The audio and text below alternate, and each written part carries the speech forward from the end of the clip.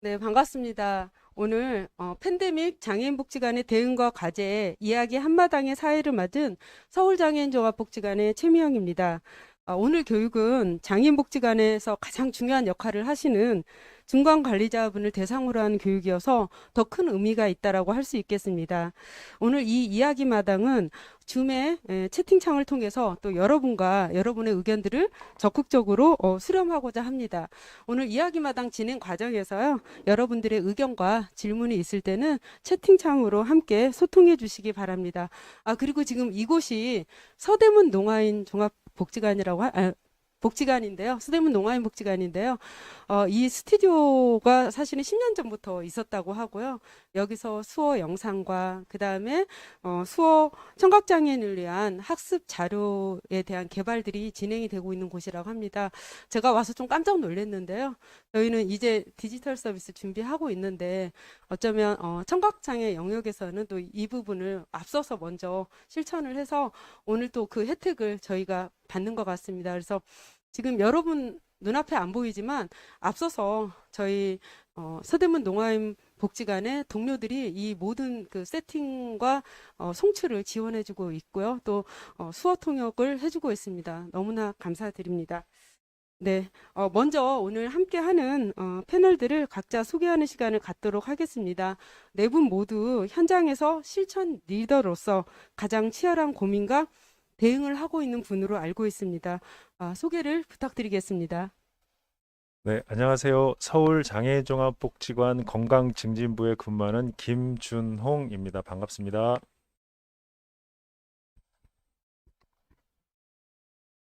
네, 안녕하세요. 저는 서부장애인 종합복지관 맞춤형 지원팀에서 일하고 있는 유정경 사회복지사입니다. 네, 안녕하세요. 저는 영등포 장애인복지관의 인권생태계팀에 근무하고 있는 정다운입니다. 네, 안녕하세요. 저는 하상장애인복지관의 지역 옹호팀의 팀장을 맡고 있는 이상엽 사회복지사입니다. 반갑습니다. 네. 방금 김홍득 교수님으로부터 팬데믹 장애인복지관 역할에 대한 강의를 들었습니다. 강의를 듣고 현장 실무자로서 의미 있는 내용과 좀 더 고민되는 사항이 있으면 그 사항에 대해서 패널분들의 의견을 먼저 듣고자 합니다. 그리고 또한 교육에 지금 줌으로서 함께하고 계시는 여러분들도 채팅을 통해서 강의 후에 궁금한 점이나 아니면 보완할 내용에 대해서 또 함께 의견을 주시기 바랍니다. 네, 먼저 저부터 말씀을 좀 드리고 싶은데요. 강의를 너무 훌륭하게 잘해주셔서 제가 사실 특별히 말씀드릴 건 솔직히 없습니다. 그런데 듣다 보니까 저희 현장이 좀 생각이 났던 게 뭐가 있었냐면, 저희는 일단 식당 운영을 하고 있는 복지관이다 보니까 그 어르신, 장애인분들이 많이 지역 내에 거주하고 계시거든요. 이분들이 지금 현재 식당 이용은 못 하시지만 대체식을 저희가 매일 도시락을 싸서 이제 배달을 해드리거나 나눠드리고 있는 상황이 있습니다. 그러다 보니까 이게 임대 아파트 단지 앞에 있는 복지관 특성상 26년이나 거주하시는 분들이 대다수다 보니까 고령층의 장애인분들이 꽤 많은 편이거든요. 이분들은 아직도 스마트폰을 이용하고 계시지 않습니다. 과거나 지금이나 언제든 찾아오셔서 물어보는 거는 그 옛날 방식의 핸드폰을 보여주시면서, 이거 문자를 봐야 되는데 어떻게 봐야 돼?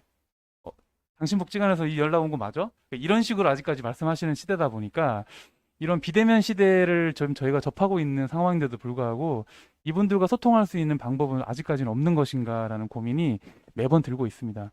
그래서 이러한 시대에 맞춰서 저희 복지사들은 도대체 어떻게 이 어르신들과 또는 중증 장애인 분들과 함께 소통을 준비해야 될까에 대한 고민이 참 많아서 인상적이었고요. 또 하나는 지금 이제 이 어려운 시기에 저희 50개 가량 되는 장애인 복지관 서울에서 많이 고생들 하고 계신데, 지금 이러한 어려운 위기들을 어떤 식으로 극복해 나가기 위해서는 각 기관마다의 노력은 많으시긴 한데, 제 생각에는 이제쯤이면 뭔가 좀 함께 뭔가 이렇게 맞춤형 시스템이 좀 나와서 같이 발맞춰 나갈 수 있는 시대가 되지 않나라는 생각도 좀 들긴 했습니다. 네, 저도 비슷한 생각을 하긴 했는데요. 어떤 부분이 가장 그랬냐면, 저희는 영등포구에 소재하고 있다 보니까 구마다 이 상황이 조금씩 다르더라고요. 그래서 아까 김용덕 교수님이 이야기해 주신 것처럼 공동 대응이라는 부분에 있어서 구마다 이거를 어떻게 대응할 수 있는지, 그리고 그걸 떠나서 서울시 전역에서 어떻게 대응을 해야 되는지가 가장 공감됐던 부분입니다. 그래서 저희 영등포구의 특성상 어떻게 보면 중국 이주민분들이 많다 보니까 일찍 중단되는 상황이 발생하기도 했었는데 이 부분에 있어서의 가장 공감이 컸던 그 구마다 대응을 어떻게 해야 될지에 대한 부분이 가장 컸고요. 그리고 저는 아까 또 이야기해 주셨던 부분에 있어서 대체 서비스 인증제에 대한 부분을 어떻게 좀 보완을 해야 될지라는 부분이 공감되는데 저희도 뭐 다양한 부분에 있어서 온라인 소통으로 서비스를 진행하고 있지만 이 부분에 있어서 실적 인증이나 아니면 아까 이용료를 어떻게 산정을 해야 되는지 그런 부분까지도 아직 정해진 부분이 없어서 이런 부분에 있어서 조금 더 명확하게 한다면 좋지 않을까라는 생각을 하게 되었습니다.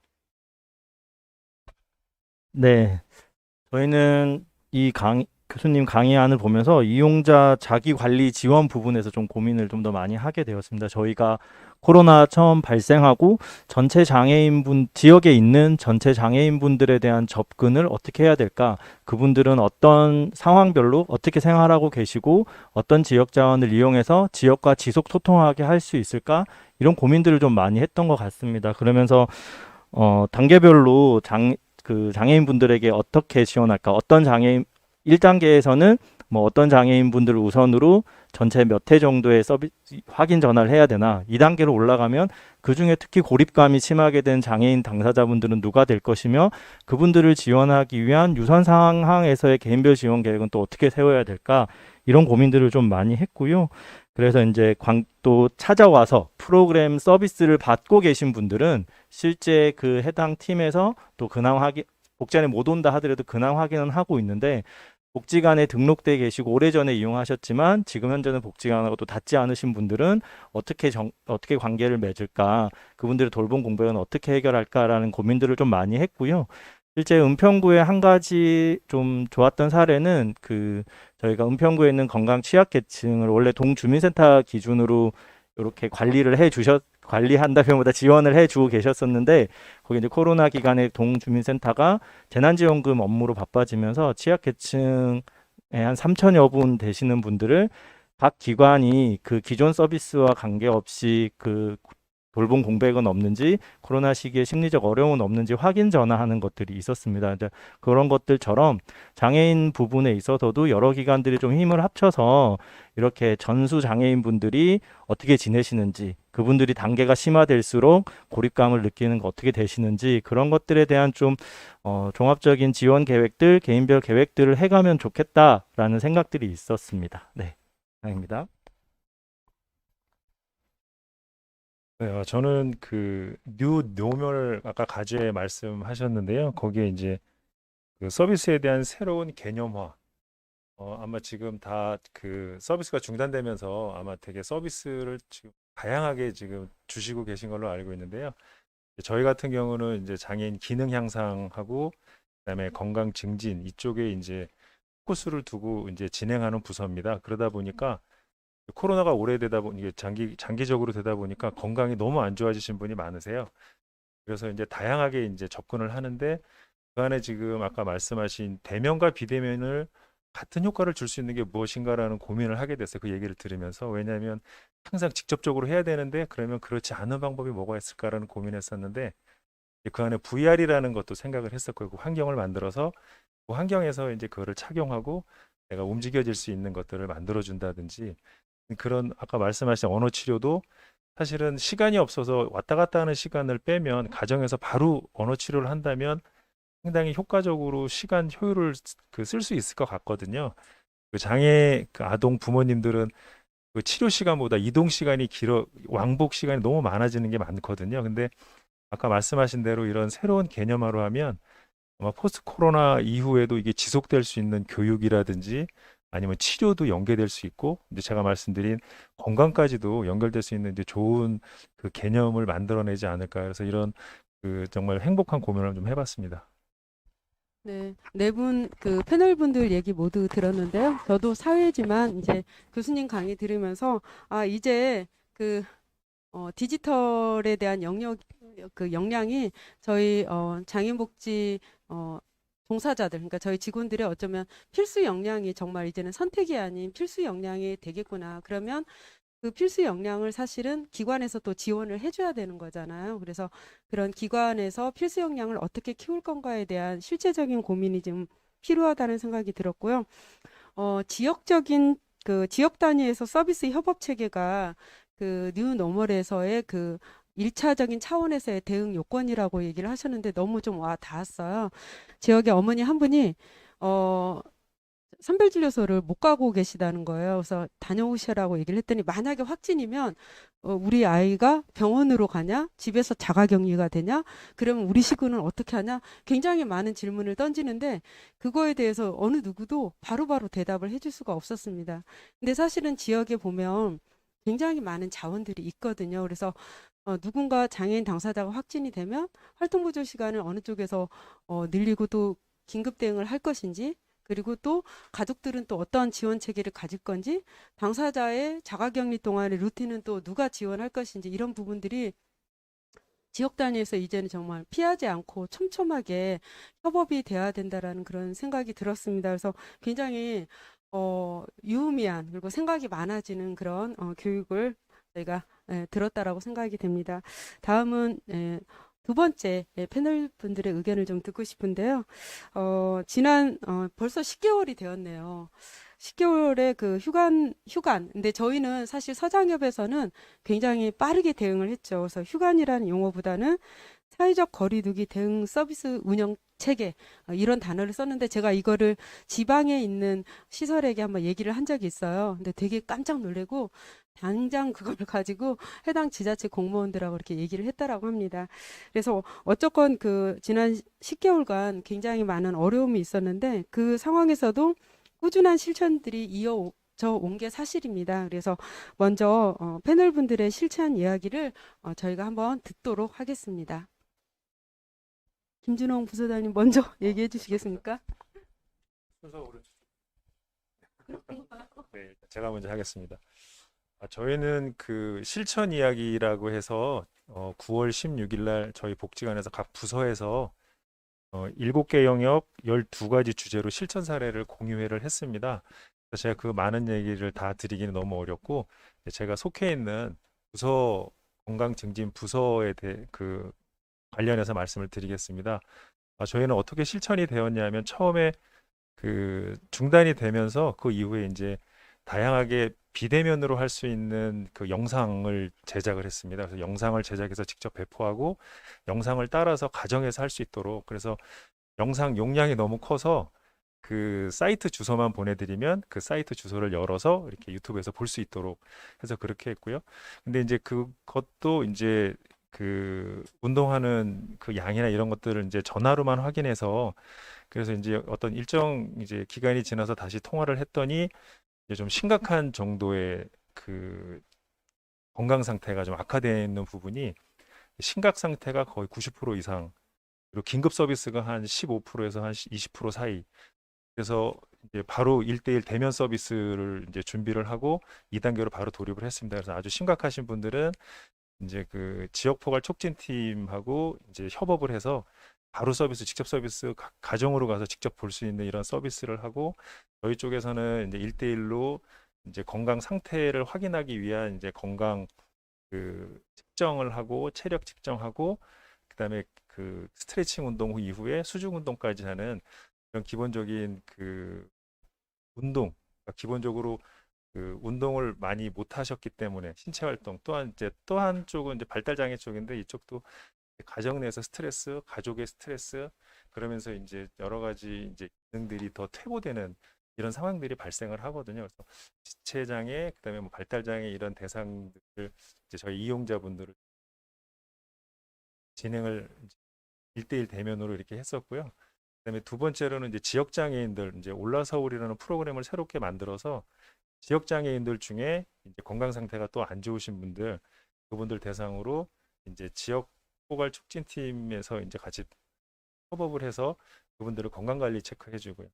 이런 부분들을 이제 다른 팀과 협업을 해서 진행을 했었습니다. 그러면서 지금은 이제 많이 확대가 돼서 지역 장애인들뿐만 아니라 이제 그 자립주택 생활하시는 분들, 자립생활주택 하시는 분들 그룹홈이라 그러죠. 그룹홈에 있는 분들도 지금 하고 있고 복지관 내에 이제 성인 발달 장애인 프로그램 진행해서 지상운동과 수중운동 이렇게 하면서 진행을 계속 하고 있습니다.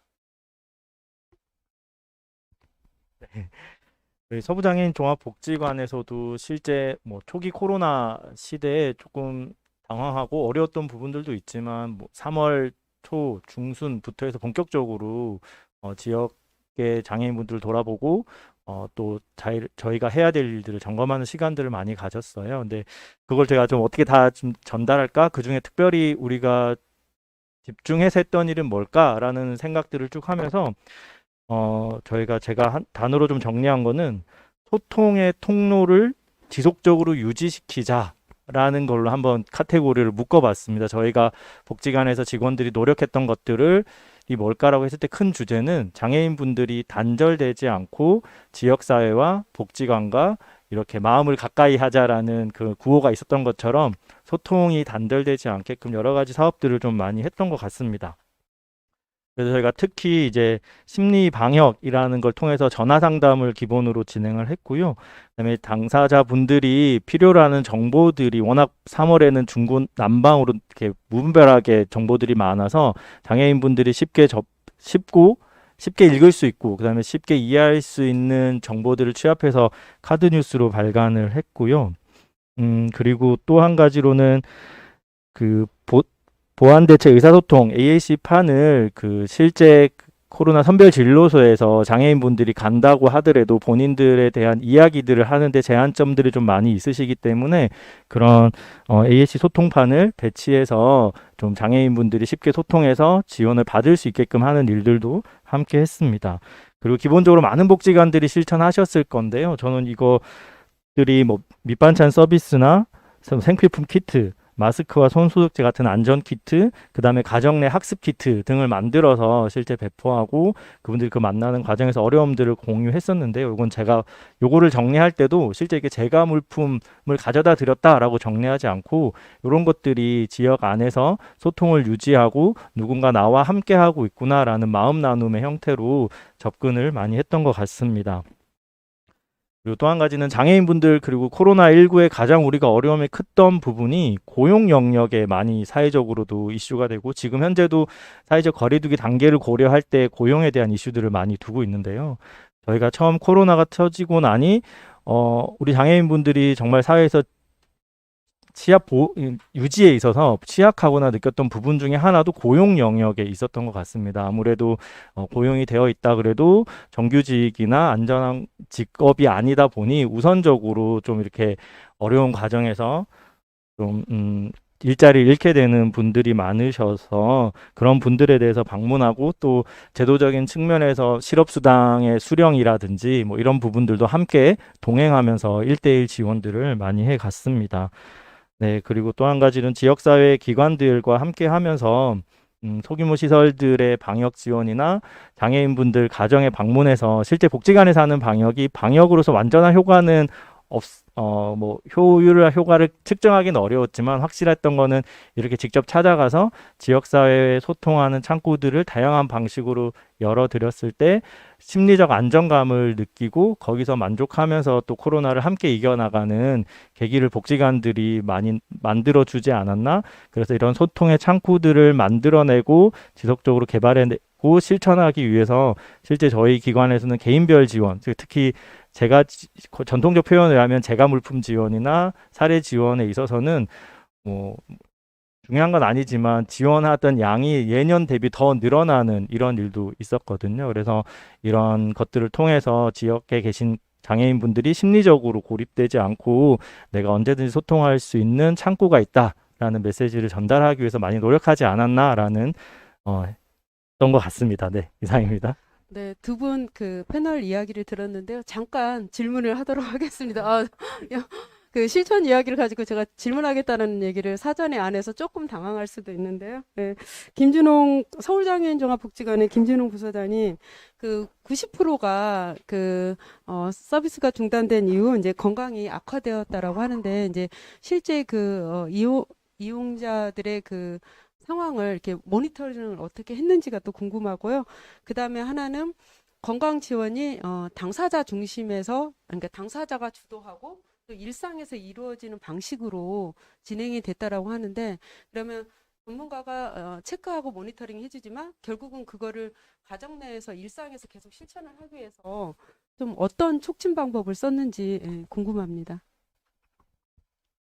네. 저희가 그 코로나 기간 동안 이제 전화 통화를 이제 계속 했었습니다. 그래서 이제 전화 통화를 이제 해서 이제 지금 어떤 상황인지, 운동이 가능하신지, 그리고 이제 지금 어떤 운동을 하고 계신지, 아니면 지금 만약에 운동을 못 하시면 누가 옆에서 도움을 주시는지, 이런 것들을 이제 전화 상담으로 이제 체크를 했고요. 이제 그거를 이제 주기적으로 전화를 드렸었고, 점차 악화되는 거, 심각 단계가 많아지는 거를 저희가 느꼈습니다. 이제 처음에는 이제 그 정도는 아니었는데, 이게 이제 2달 넘어가고 하니까, 이제 그분들이 이제 장애인분들이 움직임이 없다 보니까, 이제 점차 이제 내재적인 질환, 그러니까 이게 2차 질병에 관련돼서 이제 뭐 당뇨라든지 고혈압이라든지 그래서 병원 진료를 이제 다니시기 시작하시더라고요. 이제 그거를 해결하기 위해서. 그전에는 안 그랬는데 이제 그러니까 첫 번째 전화, 두 번째 전화, 세 번째 전화 단계적으로 점점 안 좋아지셔서 이제 전화 상담으로 이제 그 상황 파악을 이제 첫 번째 했었고요. 그리고 두 번째 이제 가정 지도는 저희가 이제 와서 저희한테 이제 운동을 하시면 이제 가정에서 지도할 수 있도록 이제 그 프린터를 해서 드렸고요. 그리고 거기다 한 장을 더 더한 거는 일일로 한 날을 체크하도록 이렇게 체크하게 이렇게 한 장을 더 드렸어요. 그래서 그 체크하는 것, 그 다음에 이제 가정에서 할 수 있도록 동영상 아까 말씀드린 거, 동영상 관련해서 다양한 그 뭐 상지, 뭐 하지, 체간, 그 다음에 뭐 스트레칭 이런 것들을 단계적으로 들여서 가정에서 그거를 하면서 스스로 체크할 수 있도록 그리고 이제 옆에 뭐 활동 보조라든지 가족분이 계시면 같이 조금 도와주면서 할 수 있도록 그렇게 진행을 했습니다. 네, 그 김진홍 부서장님 그 중간 관리자로서 사실은 이제 기존의 업무와 다른 영역으로 갑자기 업무가 생기고 또 거기에 역할 변화들이 그 부서 직원들이 있었던 걸로 알고 있는데요. 그랬을 때 중간 관리자로서 그거를 어떻게 좀 촉진하고 또 실제로 그렇게 진행하면서 어떤 혹시 중간 관리자로서의 어려움이 있었습니까? 네, 아마 제가 말씀 안 드려도 전부 다 그 고통을 갖고 가셨을 것 같아요. 중간 관리자라면 지금 서비스는 못하고 실적도 안 나오고 그리고 이제 그 이용하시는 분들은 점점 안 좋아지고 뭐 어떻게 하면 할 수 있을까 이런 고민들이 아마 제일 많았을 것 같은데요. 그래서 역할 변화 말씀하셨는데 그 역할 변화는 우선은 이제 예전에는 서비스를 직접 줬다면 지금은 그 직접 주는 그 서비스가 아니라 어떻게 하면 그 분들한테 그 직접적이지 않으면서 할 수 있을까라는 고민을 하면서 새롭게 영상도 찍고 이제 뭐 책도 만들고 이제 그전에 했던 업무보다 영상 만들고 책 만들고 하는 그런 것들이 더 많아졌고요. 그리고 그 업무 자체가 이제 바뀌면서 이제 직원들도 처음에는 좀 어려워했었는데 지금은 이제 어느 정도 기간이 지나니까 아까 그 새로운 개념화라고 말씀하셨는데 이제 생각이 많이 이제 직원들도 다 바뀌어가지고 지금은 그러면 다른 걸로 뭐를 줄 수 있을까를 이제 서로 의견을 나누기 시작하더라고요. 처음에는 아무리 짜내도 나오지 않는데 이제 조금씩 그 상황을 계속 접하다 보니까 이제 그거를 서로 이제 회의를 하고 논의를 하다 보니까 지금은 내용이 조금 많이 풍부해졌습니다. 회의할 때 직원들도 처음엔 힘들지만 지금은 아이디어를 가지고 서로 이제 아이디어 회의할 정도의 수준까지는 온 거라고 생각합니다. 네, 다음은 서부의 유정경 팀장님께 여쭤보고 싶은데요. 그 지원 방향이 참 좋았던 것 같아요. 소통을 유지하고 심리적 안정감을 주고 사실 그 심리적 안정감을 주는 게 가장 큰 지원이 되었다라고 얘기하는 이용자와 가족분들이 있었습니다. 어, 고용에 대응했다고 아까 하시는데요. 또 실직장애인에 대한 지원을 하셨다라고 하는데요. 실제 현장에서 이 코로나 이후에 장애인 당사자들의 고용 상황의 현황이 좀 어떻게 달라졌다라고 생각드시는지 그 질문 하나 하고요. 또 하나는 지역에서 여러 기관과 또 협업을 했는데 그때 여타의 그 지역의 기관이 아닌 장애인복지관으로서 서부장애인만의 그 유니크한 그런 기능들이 어떠한 강점으로 그런 협업이 되었는지 이렇게 두 가지 묻고 싶습니다. 질문이 좀 어렵나요? 네, 사회자님 질문이 굉장히 저는 좀 다른 기관이라 내용을 아주 자세히는 모르셔서 좀 쉽게 갈 줄 알았는데 굉장히 어려운 질문이라 제가 이제 그 장애인분들 고용 관련돼서는 저희 직업팀 팀장님이 오셨으면 훨씬 더 얘기를 잘해 주셨을 텐데 제가 아는 범위에서 일단 말씀을 드리겠습니다. 장애인분들이 이제 고용 현장에서 제가 정확하게 데이터를 가지고 말씀을 드리면 좋겠지만 그 준비가 조금 안 된 상황이라 제가 경험했던 두 가지 그 장애인 고용과 관련된 이야기를 좀 나누면요. 첫 번째가 이제 코로나19 기간이 되면서 일이 없어지면서 계약이 종료돼서 일단 아까 실업되시는 분들 얘기는 좀 드렸고 이게 종료되지 않는다 하더라도 늘 이제 직장을 가시던 분이 집에서 대기하시게 되는 경우들도 생기시는 거예요. 직장은 유지되지만 직장에 출근하는 행위가 없어지니까 집에서 이분들은 아무런 대책 없이 집 안에서 머무르시게 되는 거죠. 그러다 보니까 이제 뭐 간헐적으로 산책을 다니시는 분들 있지만 장애인분들 중에 또 직장을 오래 유지하시는 분들 중에는 수용적이신 분들이 많으셔서 집에만 있으라고 하니까 정말 집에만 계시면서 오는 스트레스들도 있으신 부분들이 있어서 굉장히 이분들이 건강하게 지역에서 직장 생활과 사회 활동들을 하시다가 이게 순간적으로 단절되는 두 가지 문제들이 있었다라는 게 제가 느꼈던 거고요. 그런 분들께 이제 정기적으로 전화하고 또 어느 정도 그 집에서 하는 홈 트레이닝이 될 수도 있고 집에서 유튜브를 보는 방식이 될 수도 있고 이런 것들에 대한 정보를 계속적으로 주는 방식으로 그 직장을 잃지는 않았지만 직장에 나가지 못하는 고용된 장애인분들에 대한 지원도 필요했던 것 같고 그런 부분들에서 좀 적극적으로 사회복지사들이 소통하면서 일을 해왔던 것 같습니다. 두 번째 질문이 뭐였죠, 국장님? 지역에서 네. 기억나시죠? 네, 기억났습니다. 서부 장애인 복지관만의 유니크한 방법. 굉장히 제가 대표성을 가지고 오긴 왔지만 더 대표적으로 얘기를 해야 돼서 은평구라는 지역이 기본적으로 민민 협력이나 민관 협력이 굉장히 잘 되어 있는 자치구로 저는 소문이 나 있다라고 생각을 하고 있거든요. 그러다 보니까 이번에 그 코로나라는 상황이 터졌을 때도 굉장히 우리가 전환이 쉽지 않은데 기관별로 그런 내가 취해야 되는 입장과 내가 만나야 되는 참여자분들만 만나는 게 아니라 우리가 이 지역에서 공동의 문제를 같이 해결하기 위해서 사실은 그런 거를 조금 벗어나고 저희도 실제 장애가 없는 노인분들에게도 전화를 하기도 하고 이런 일들을 그 재난지원금이 지원되던 6주간 저희가 그런 일들을 실제 했었고요. 그런 게 이제 지역 특성 안에서 서부장애인복지관이 좀 그 전부터 지역에 연대하고 함께하는 일들을 해왔던 것들이 좀 반영되면서 가치관 좀 쉽게 전환되었던 거 아닐까라는 생각들을 했고요. 지역 특성과 함께 또 한 가지로는 서부장애인 복지관에서 이제 지역의 장애인분들의 소통 이야기들을 굉장히 많이 나누는데요. 이번에 아까 말씀드렸듯이 AAC 소통판 배치라든지 또 저희가 쉬운 용어 사용하기 이런 것들은 수년 전부터 계속 해오고 있어서 이런 게 내재화돼서 직원분들에게 이제 이용자를 위한 카드 뉴스를 만들거나 할 때 장애인분들이 좀 더 쉽게 이해한 정확한 정보를 전달하는 게 우리 기관의 좀 유니크한 접근이 아니었나라는 생각들을 좀 해보게 되었습니다. 참고로 마지막으로 저희 동료분들 많이 듣고 계실 텐데요. 다른 팀들도 굉장히 열심히 했는데 갑자기 생각나는 유니크한 활동이 그런 거였고 다른 팀도 굉장히 많이 수고하셨습니다. 네, 영등포 장애인복지관에서는 전 팀에서 이 코로나 대응에 관련된 다양한 사업을 진행했는데 그중에 제가 다른 기관들이랑 좀 다른 부분이 무엇일까라는 부분에서 이야기 드리겠습니다. 저희는 아까 얘기했던 것처럼 관계의 지속, 생각의 전환이라는 큰 틀을 가지고 모든 부분이 좀 지속이 되었다고 이야기 드릴 수가 있는데 저희가 가장 아까 원래 사회자님이 이야기 주셨을 때 이용자분들의 욕구를 반영한 것 아니면 그거에서 코로나 상황에서 어떤 필요성이 대두됐던 것에 대한 이야기를 해주셨어요.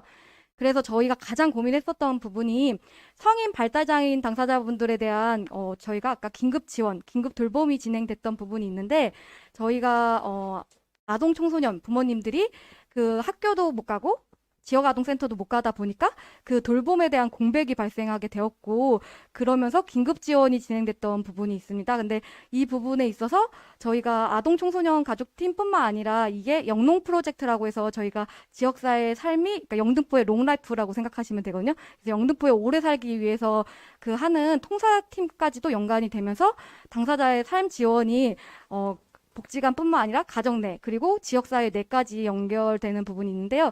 이게 어떻게 보면 또 저희는 고용통과도 연계가 되는 게 사회적 경제 지원단이랑 또 협력을 하고 있어서 사회적 경제 조직들과 뭐 저희가 주거 환경을 같이 하거나 예를 들었을 때 그 심리 지원하는 또 사회적 경제 관련 조직이 있거든요. 그래서 그 부분을 협력하거나 아니면 그 저희가 다양한 뭐 지금 가사생활까지도 지원하고 있는 가사간병 지원까지도 연결이 됐던 부분이 가장 그 뭐 어떻게 보면 관계의 지속과 연결성이 있지 않을까. 그리고 이게 생각이 전환이 아닐까라는 생각을 합니다. 그래서 이용자 부분에서는 제가 봤을 때는 가장 장애인 당사자분한테 와닿는 부분은 크게 이런 이야기를 드리고 싶었고요. 하나는 저희가 장소의 전환이었습니다. 그래서 원래 복지관이 다중시설이라고 해서 그 지자체에서 이용하는 부분이 좀 많이 어려운 부분이 발생하다 보니까 지역의 공간, 마을 공간, 저희가 연대하고 있던 단체의 공간을 활용하게 되었고요.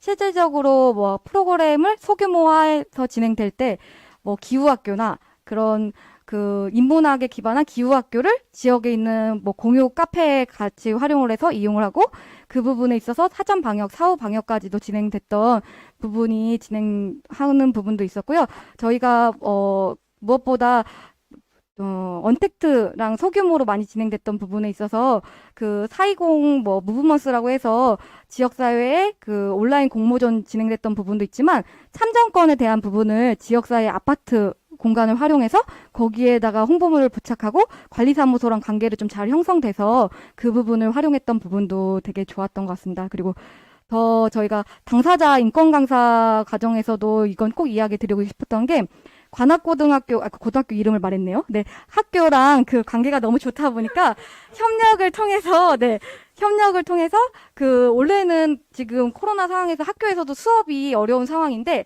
그 학교 인트라넷 을 활용해서 강의 컨텐츠를 직접 업로드하고 거기에서 직접 특수교사가 그거를 그 창의적인 재량 시간이라고 하나요? 네, 그 시간대 학생들까지도 수업을 할 수 있게끔 연결됐던 게 어떻게 보면 관계의 지속을 지속적으로 저희가 고민하고 그걸 생각의 전환을 했던 게 아닐까라는 생각을 하고요. 그렇기 때문에 저희가 크게 이야기 드리고 싶었던 부분은 다양한 부분에서는 모든 기관들이 좀 비슷하지만 저희가 이야기 드리는 가장 큰 축이 장소의 전환. 그러다 보니 새로운 사업들이 기획이 되고 그 저희가 힐더헤드라는 캠페인을 진행할 때도 소규모로 문화예술단체가 함께 하다 보니까 그 문화예술단체랑 결합을 하면서 문화예술 체험을 기반해서 인권교육도 하고 뭐 그래서 지역 주민들도 장애에 대해서 어렵지 않게 와닿게 하고 그리고 장애인 당사자도 문화예술 공간을 활용하게 되는 이 여러 가지의 강점이 있었던 것 같습니다. 그래서 생각의 전환과 장소의 전환, 이 모든 관계의 지속을 가능했던 것 같습니다. 네, 마지막이네요, 제가. 저는 크게 큰 제목으로는 지역사회 중심이라는 말을 하고 싶고요. 소제목으로 이제 몇 가지가 좀 있긴 한데 첫 번째로는 이제 코로나 블루, 코로나 블랙 이런 얘기를 좀 해보고 싶습니다. 코로나 블루라고 하면 아무래도 저희가 알고 있는 그 우울증을 대표적으로 기억을 하실 텐데요. 이 블루에 해당되는 거는 저희 직원들 얘기를 해야 될 것 같습니다. 우연찮게 그 사업을 지원받다 보니까 그 사업의 일환으로 조직원들의 한 50%가량을 제가 1대1로 만나서 얘기를 나눌 수 있는 기회가 있었거든요. 사업 때문에 만나긴 했지만 사실은 그게 정서적인 지지를 하면서 사업의 실천을 높이는 그런 개념이기 때문에 좀 친분이 어느 정도 생긴 상태에서 이제 갑자기 코로나가 와서 그럼에도 불구하고 이제 더 격려하기 위해서 만나게 된 건데 그 당시에 직원들이 사실은 다들 침체되어 있고 조용히 있고 왜냐하면 2월부터 4월까지 계속 지금 문이 닫혀 있는 상태였기 때문에 서로 소통이 없었습니다. 그런 상태에서 5월 달에 이제 만나가지고 얘기를 하다 보니 1대1로 만나니까 가장 큰 장점이 말 못했던 속내들을 얘기하시면서 코로나 블루가 다들 있었더라고요. 사회복지사들이 사실 웃으면서 얘기하고 인사하고 어르신들 대하고 지역 주민들 만나고 하지만 실제로는 자기 업무에 대한 부담감 그리고 앞으로의 어떤 미래에 대한 걱정 이런 것들이 모두가 있었다는 거를 제가 좀 인식을 한 계기가 있어서 코로나 블루를 얘기하고 싶었고요.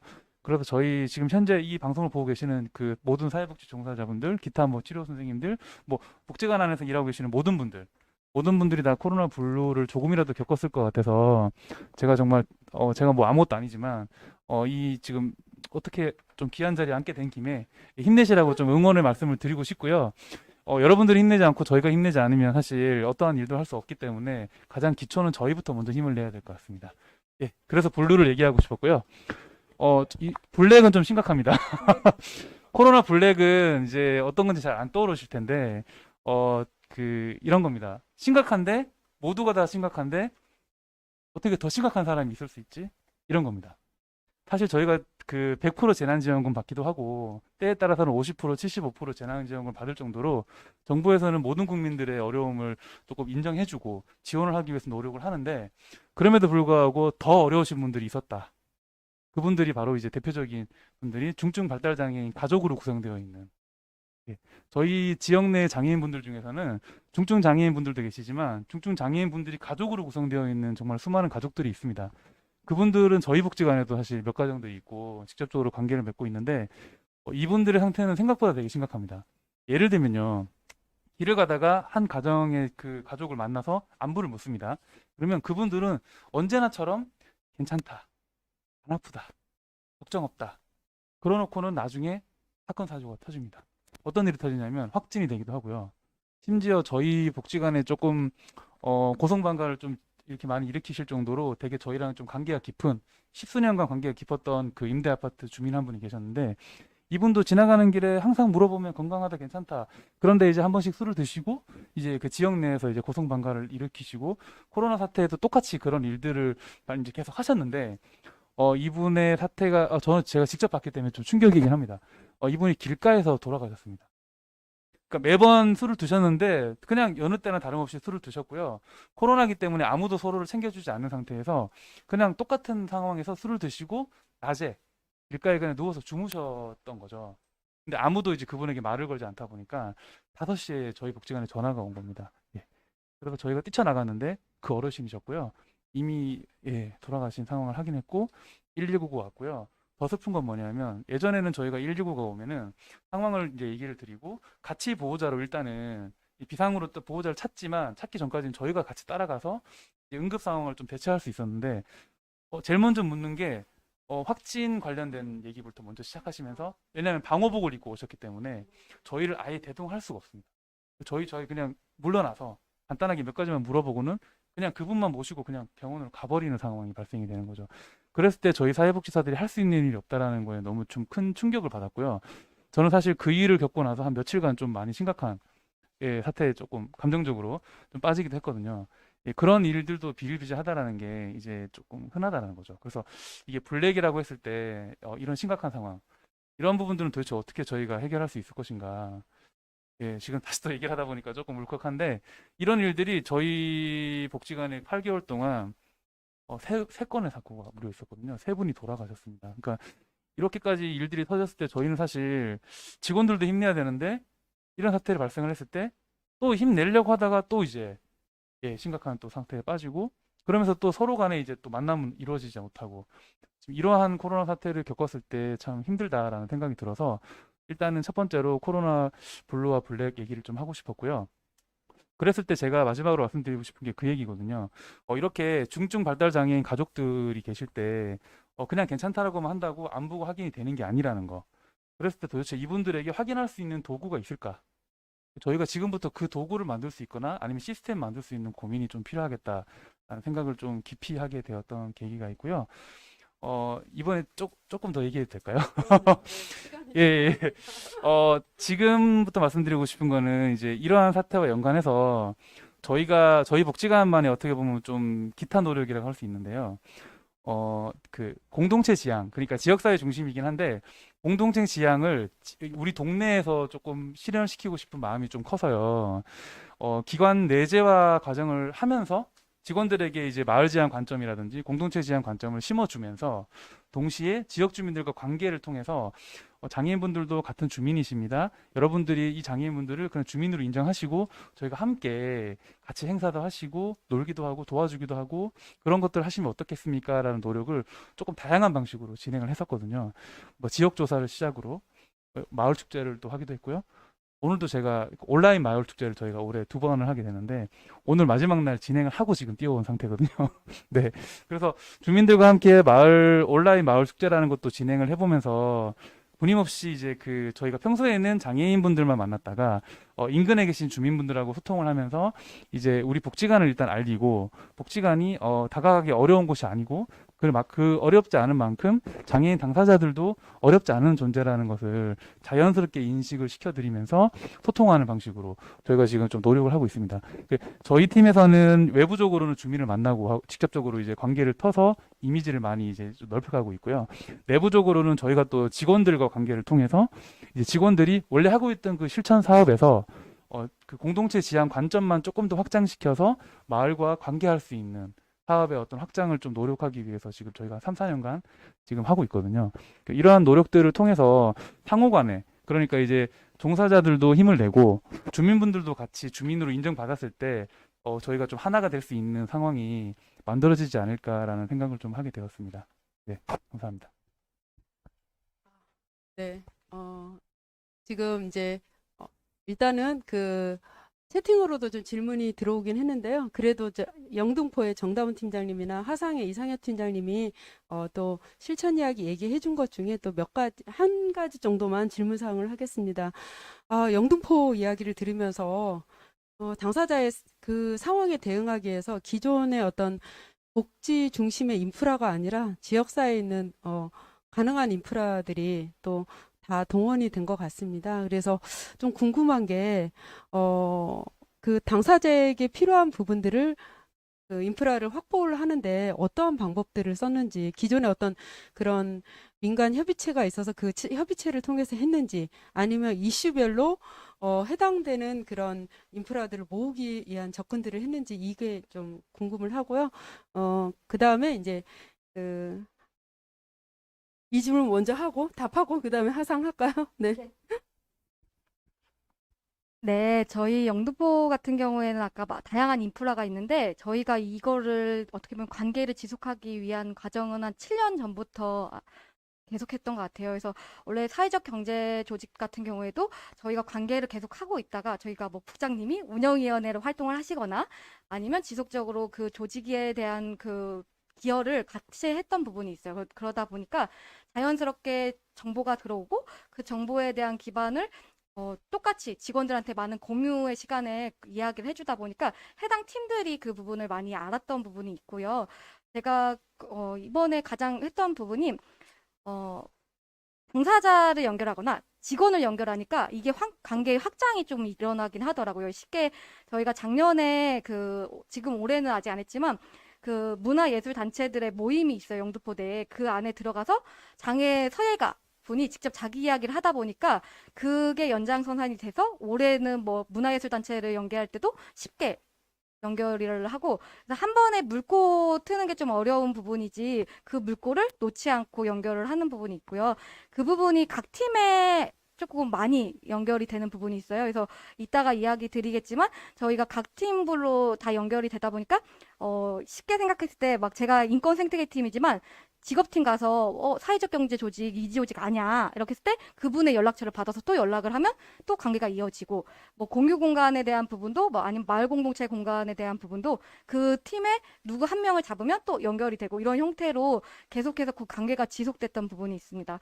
그래서 저희가 올해 아까 마을자치 축제나 마을 축제를 얘기해 주셨는데 저희는 마을자치센터랑도 연계를 해서 인권에 대한 온라인 포럼을 또 진행을 마을자치 축제의 한 축으로 했었거든요. 근데 그 이야기를 할 수 있었던 것도 원래 거기에 저희가 인권 플랫폼이라는 연대단체가 원래 6개 더 연대단체가 있는데 거기에서 저희도 활동하지만 그쪽에 있던 마을 활동가가 그 마을자치센터에 제안을 먼저 해줬어요. 이 플랫폼이 있고 그렇기 때문에 이 안에서 이야기를 해줬으면 좋겠다라는 이야기를 해줬던 것처럼 하나의 물꼬가 조금 트기 어렵지만 그게 트이면 계속해서 연결되는 부분이 있고 솔직히 가장 힘들었던 부분은 그 관계를 단절되기가 되게 쉬운데 그걸 지속하기 위한 과정이 되게 힘들었다고 저는 생각을 하고요. 그렇기 때문에 각 팀에서도 지속적으로 좀 노력을 했던 부분이 있던 것 같습니다. 영등포 이야기를 들으면서 평소 장복이 그냥 받지 않고 지역사회 단체들과 품앗이로 서로 이렇게 주고받는 기여하는 그런 관계들이 이미 있었다는 거고 또 그거를 어느 한 사람의 그 데이터베이스가 아니라 그 조직 전체적으로 그거를 계속 공유하다 보니까 조직 여러 차원에서의 그 실제적인 접근이 가능했고 그거를 우리 기관을 도와주십시오라는 그런 차원이 아니라 당사자의 누구의 필요성과 누구의 변화 중심으로 이게 연계가 되다 보니까 더 촉진되었다라는 말을 들어서 굉장히 저도 많은 배움이 되었습니다. 하상의 이상엽 팀장님 얘기 듣고 사실 저도 울컥했는데요. 예, 저는 사실 코로나 블루 되었습니다. 왜냐하면 늘 만나던 장애인 당사자를 만나지 못함으로써 제가 제 일에 대한 보람이 굉장히 많이 줄어든 그래서 저 자신도 굉장히 힘들었고 그래서 직원의 마음을 돌보았던 이상엽 팀장님의 얘기가 굉장히 마음에 와 닿았습니다. 한편으로는 최근에 여러분들이 다 신문을 보았겠지만 발달장애인 당사자가 최근에 3분 정도 추락을 한 사례가 있습니다. 그래서 이분들이 정말 괜찮다가 아닌 그런 상황이 될 수도 있을 것 같습니다. 온라인 지역 축제 얘기했는데요. 잠깐만 한번 얘기해 주시겠습니까? 그 축제에 어느 분들이 또 어떤 방식으로 또 무엇을 위해서 진행이 되었는지 설명 좀 부탁드립니다. 작년에 오프라인 마을 축제를 봄, 여름, 가을, 겨울 이제 계절별로 총 4번의 축제를 진행을 하면서 지역사회 네트워크를 기존에 하고 있었거든요. 그런 주민들과 함께 소통하면서 협력해서 축제를 하던 계기가 있었는데 축제를 하면서 가장 중요했던 게 뭐냐면 아까 전에 말씀드렸지만 장애인분들이 그냥 주민으로 인정받는 그런 시대가 빨리 와야 되고 그 옆에 있는 주민들이 그걸 인정을 해주셔야 된다는 생각에 이제는 장애인분들하고만 만나는 것보다는 그 주변에 있는 주민들도 같이 만나서 소통하는 계기를 우리가 좀 중간 역할을 해야겠다라는 생각으로 시작을 했고요. 가장 크게 그 핵심을 잡았던 게 남녀노소 모두가 즐겨야 되고 그다음에 문화적인 요소로 즐기지 않으면 어떠한 벽도 무너지기 힘들겠다라는 포인트를 잡았던 겁니다. 그러다 보니까 장애인, 취약계층과 아닌 분들, 그다음에 노인과 어린이, 그다음에 뭐 주부와 아닌 분들, 이 아빠들도 있겠죠. 그런 분들 모두가 다 즐길 수 있으려면 우리 모두가 추억 속에서 행복했던 기억들을 떠올리면서 축제를 통해서 풀어낼 수 있는 모두가 다 웃을 수 있는 요소면 사실 그럴 때 주변에 장애인인지 아닌지가 보이지 않거든요. 저희는 사실 작년에 오프라인 축제를 할 때 조금씩 준비하면서 겨울 축제 때 진정으로 그 장애인분들도 많이 계셨는데 전혀 그런 티가 나지 않고 모두가 다 웃으면서 즐겼다라는 거를 이제 직접 체감을 하는 경험이 있어서 올해도 그걸 준비하고 있었는데 딱 코로나가 터지면서 저희가 상당히 좀 고민이 많았습니다. 그럴 때 이제 일원동에 계신 좀 많은 주민들이 저희를 좀 찾아오셨고요. 이런 사태지만 뭔가 우리가 해봐야 되지 않겠냐라는 얘기를 들으면서 힘들지만 함께 고민해보자. 그래서 한 수개월간 고민 끝에 일원동에서 조금 마음이 있으신 주민들을 저희가 사전에 조금 접촉을 해서 만났고요. 그 주민들을 중심으로 해서 이제 운영위를 꾸려서 그분들과 함께 저희가 이제 공동으로 협력으로 고민을 해서 축제를 만들게 되었습니다. 그 핵심은 똑같거든요. 예, 장애인과 비장애인이 하나 되는 동네를 만들자. 그리고 문화로 통일해보자. 그 주제를 똑같이 온라인에도 가능할까라는 어떤 기획을 준비하긴 했는데 우선은 그 다양성을 좀 좀 안정화시키기 위해서 유튜브로는 공개하지 않고 안전하게 하기 위해서 밴드로 저희가 결론으로 밴드를 지은 이유는 밴드는 가입해야지만 가입한 사람만 볼 수 있는 시스템이고요. 저희가 또 설정을 하게 되면 어떠한 영상과 사진도 유출되지 않습니다. 다운받을 수가 없어요. 그런 기능들을 최소한 안전하게 장치를 해놓은 상태에서 모든 사람들이 들어오면 참여를 하되 절대 공유할 수 없는 그런 안전망을 좀 구축해서 그 안에서 즐길 수 있는 시스템으로 진행을 했고요. 이번 축제 같은 경우에는 일요일부터 지금 오늘 수요일까지 4일간 진행을 했는데요. 영상 제작과 기타 여러 가지 이벤트들을 준비를 해서 이제 제작한 영상과 그 영상을 통해서 이제 라이브로 저희가 진행을 하는 그런 방식으로 소통을 했었습니다. 사실 이거를 하기 전에 주민들과 사전에 기획을 했는데 또 하나가 오늘 편이 뭐였냐면 장애인식 개선 편이었거든요. 저희 직원들의 장점이죠. 그거를 보여주기 위해서 이제 이 라이브 방송을 진행을 했는데 그걸 하게 된 계기가 뭐냐면 지역 내 초등학교 학부모의 간부님들이 저희 복지관을 찾아오신 거예요. 작년에 마을 축제를 통해서 경험을 했는데 하상이 너무 그런 걸 잘하더라. 그래서 우리가 이런 생각이 있는데 혹시 들어줄 생각이 있느냐. 저희는 다 열려 있거든요. 그래서 얘기를 나눠보니 장애인식 개선 강의를 듣고 싶은데 지금 학교에서는 그런 것들을 인정해주지 않고 하지만 학부모들은 관심이 있고 학교랑 협의해서 할 수 있는 선에서 뭔가 할 수 있는 역할을 해줄 수 있겠냐. 그래서 축제로 소통을 하기로 했고 이제 구체적인 계획을 세워서 저희 강의안도 저희가 같이 기획을 했거든요. 그래서 그 계획된 것들을 잘 꾸려서 사전에 키트를 나눠드리고 그 키트를 가지고 실시간 집에서 이제 상영을 하시면 저희가 이제 키트를 하나하나 꺼내서 뭐 점자 교육이랄지 아니면 장애 인식 개선된 여러 가지 키트들을 하나하나 보여주면서 같이 참여하고 따라 해보면서 이해를 할 수 있는 그런 소통의 방식으로 지금 현재 온라인 축제를 진행을 하고 왔습니다.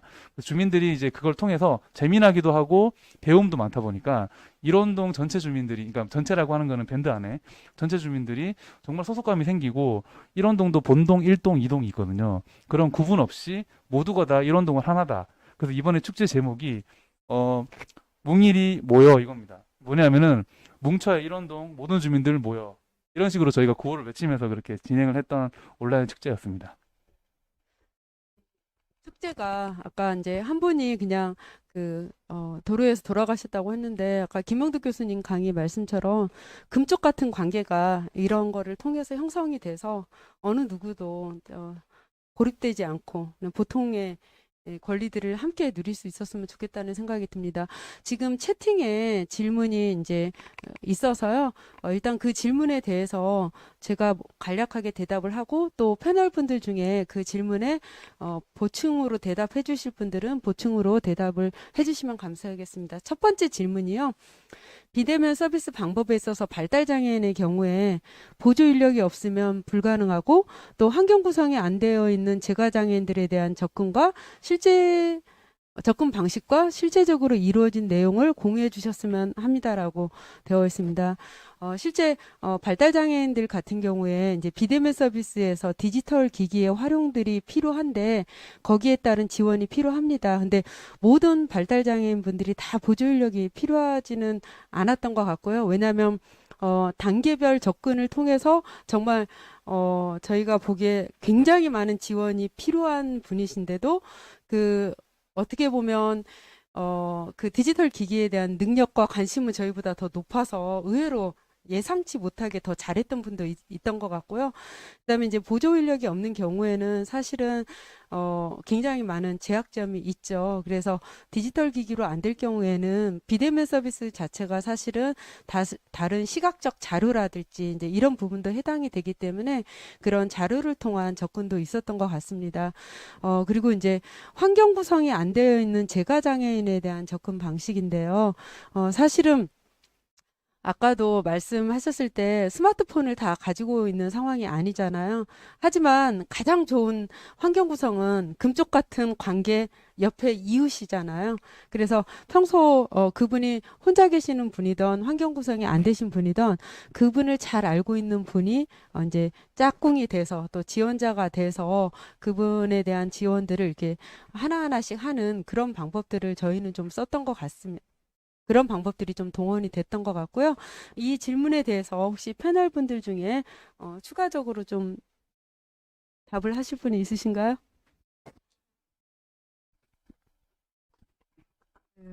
저희가 발달장애인 경우에는 저희 복지관에서 저희 팀 말고도 다양한 모든 부서에서 아까 키트 제작이나 아니면 그런 교육 자료를 발송하거나 이런 부분으로 많이 대체를 했던 것 같고 저희 팀 같은 경우에 자조 모임을 운영하는 거에 있어서도 투지폰을 쓰시는 자조 모임이 있고 아예 스마트폰 사용이 가능한 자조 모임이 있었어요. 그래서 그 그룹별로 좀 다르게 진행을 했던 부분이 있어요. 그래서 비대면이라는 부분에 있어서 가능하신 부분 그리고 아예 안 된다면 소규모로 아예 대면으로 변형을 해서 운영을 했고요. 그래서 자조 모임 같은 경우에도 줌이 가능하신 분은 줌을 활용했지만 그건 오리엔테이션, 그러니까 첫 모임만 가능했고 그 다음부터는 거의 소규모로 바뀌어서 진행을 했던 부분이 있어요. 그리고 직업지원팀 같은 경우에는 처음에 그 1단계 운영 체계나 2단계 운영 체계로 운영됐을 때 그 각 가정에 그런 저희가 매일매일 출근하시진 않았거든요. 그래서 만약에 2일째 출근 안 하신 날에는 집에서 할 수 있는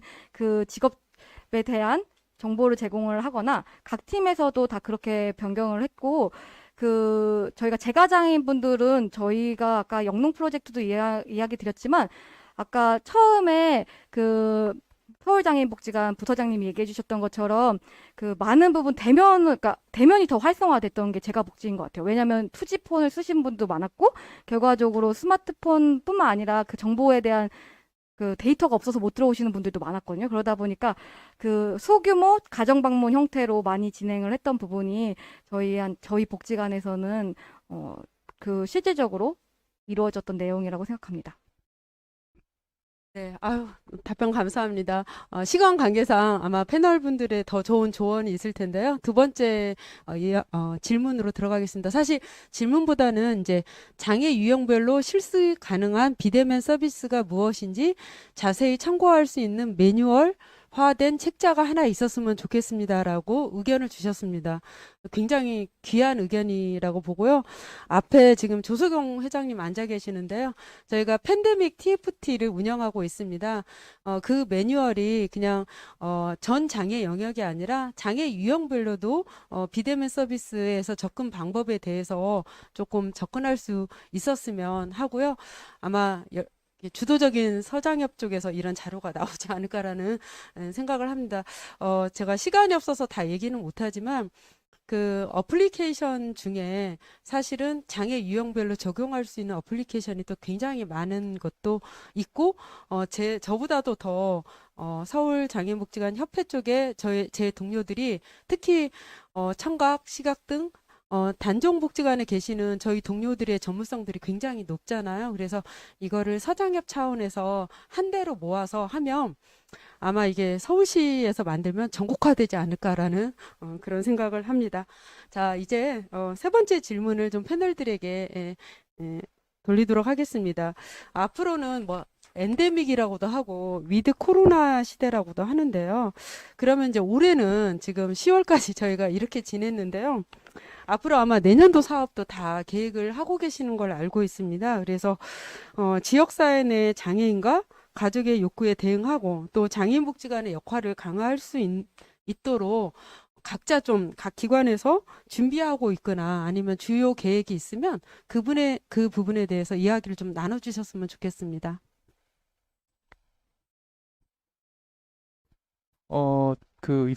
우선은 큰 틀에서 강남구의 특성을 좀 말씀을 드리자면요. 차동이 가장 늦게 실현된 구입니다.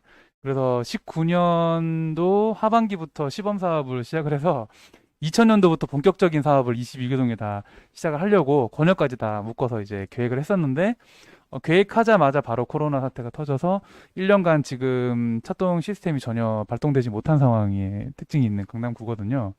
그래서 지금 최근에 그 차동 추진단과의 관계를 통해서 좀 확인을 해보면 구청이랑 동주민센터는 그 각 담당자 한 명씩을 지정을 해서 안부 확인할 수 있는 모든 시스템 기기를 다 배분을 하고 그걸 통해서 이제 즉각적으로 이제 긴급 돌봄을 실행을 하는 시스템을 구축을 했는데 이걸 마련했다고 해서 차동 시스템이 마련된 건 아니거든요. 그래서 저희 같은 경우에는 복지관 시설과 그다음에 민관 네트워크, 그러니까 민관 네트워크가 전혀 실천되고 있지 않은 구기 때문에 내년도에 비대면 상황이라 할지라도 이 시스템은 지금 상황에서 할 수 있는 한 최대한 노력을 하겠다라는 강남구의 지금 차동 현황이 있거든요. 그래서 아마 저희가 특별히 그 얘기를 하는 이유는 저희가 속한 지역구가 강남구다 보니까 또 이제 그런 부분들도 좀 이렇게 알고 계시면 도움이 되지 않을까 싶어서 장점은 뭐냐면 시작을 함께 하는 거기 때문에 하상장애인 복지관이 좀 선도적으로 열심히 참여를 해가지고 저희 기관 국장님하고도 많이 얘기를 나눴는데요.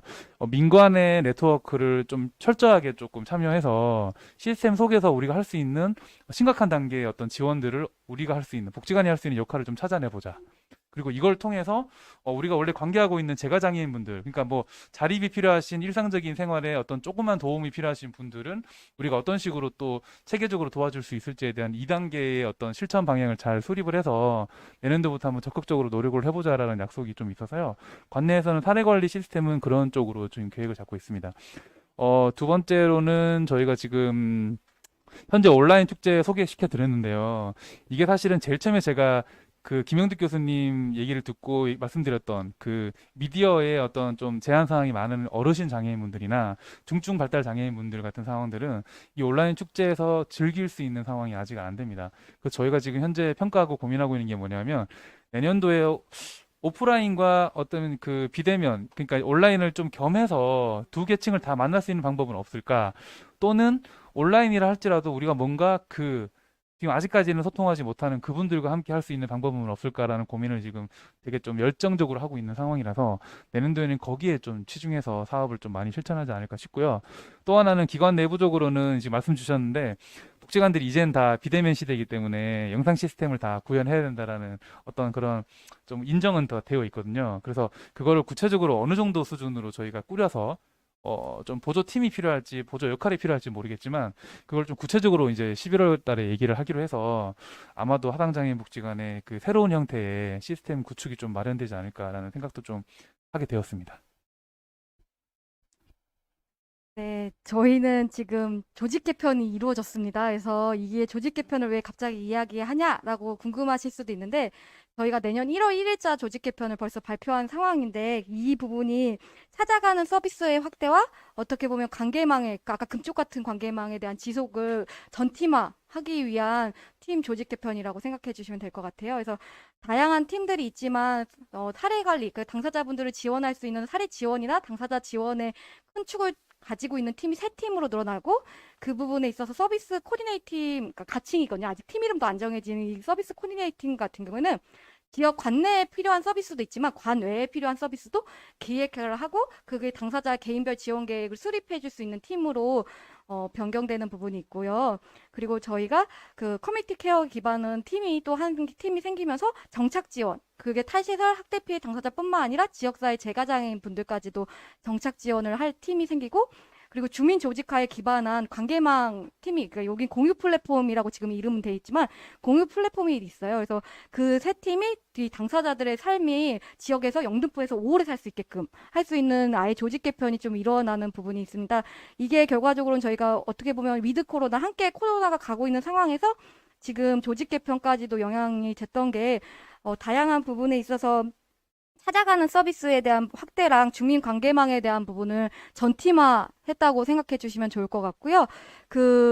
저희가 아까 얘기해 드렸던 것처럼 다양한 팀 중에 그 발달장애인 맞춤형 자립지원팀도 구성이 되다 보니까 이 부분에 있어서는 저희가 장애인 부모연대, 그 부모님이 직접 와셔서 연대 회장님이 부회장님과 오셔서 직접 이야기를 하셨었어요. 그래서 지역사회 발달장애인 돌봄에 대한 부분 아니면 지역사회 내에 발달장애 맞춤형 지원에 대한 부분을 어떻게 가져갈 것인지라는 이야기까지 진행이 됐던 부분이 있어서 그 부분을 반영해서 진행을 한다고 생각하고 있습니다. 그리고 저희가 하나 소통연대국이라는 저희가 국장 직속의 그 부서가 있는데 소통연대국에서는 내년에 그 컨텐츠 개발에 대한 그 큰 꼭지를 가져가면서 그 미디어에 대한 미디어실을 운영하는 방향을 조금 모색하고 있고요. 마을 미디어실 정도 형태로 운영이 될 것 같고 지역의 그 공론화를 통해서 지역사회에 대한 이슈를 어떻게 저희가 함께 풀어나갈 수 있을지를 조직에서 지금 대응하려고 준비 중이라서 지금 조직 개편은 발표가 됐고 네, 팀 구성은 1월 1일자로 될 거긴 하지만 그 내년 기획을 지금 하고 있는 상황입니다. 네. 네, 하상 경우에는 내년에 대면과 비대면 서비스를 어떻게 조화롭게 할 건가? 그 다음에 디지털 서비스에 접근하기 어려우신 분들을 또 어떻게 지원할 건가? 그리고 찻동과의 관계망을 통해서 지역 중심적인 그런 민간 협력의 서비스를 더 강화할 건가? 이 부분에 대한 것들을 계획하고 접근하는 걸로 말씀을 드렸고요. 영등포 장애인복지관 역시 변화에 대응하기 위해서 먼저 조직부터 개편을 하셨군요. 그리고 또 얘기를 들어보면 부모회 등 장애인 당사자와 연대한 실리적인, 그러니까 당사자가 원하는 실리적인 지원을 위한 체계들을 꾸려나갔다라고 하고요. 특히 소통 연대국이 별도로 있다고 해서 아마 정말 이제는 그냥 장복 안에서 우리가 주는 서비스가 아닌 지역과 당사자와 함께하는 그런 서비스 체계로 이렇게 변화되는 거를 알 수가 있습니다. 다음은 저희 서부 이야기해 주시기 바랍니다. 네, 이거를 세 번째 발표하려니까 앞에 두 분의 내용을 피해서 뭐를 얘기할 수 있을까 머릿속이 굉장히 복잡해졌었는데요. 뭐 이건 중복될 수도 있으니까 그냥 저희 기관에서 고민했던 내용들을 좀 나누고자 합니다.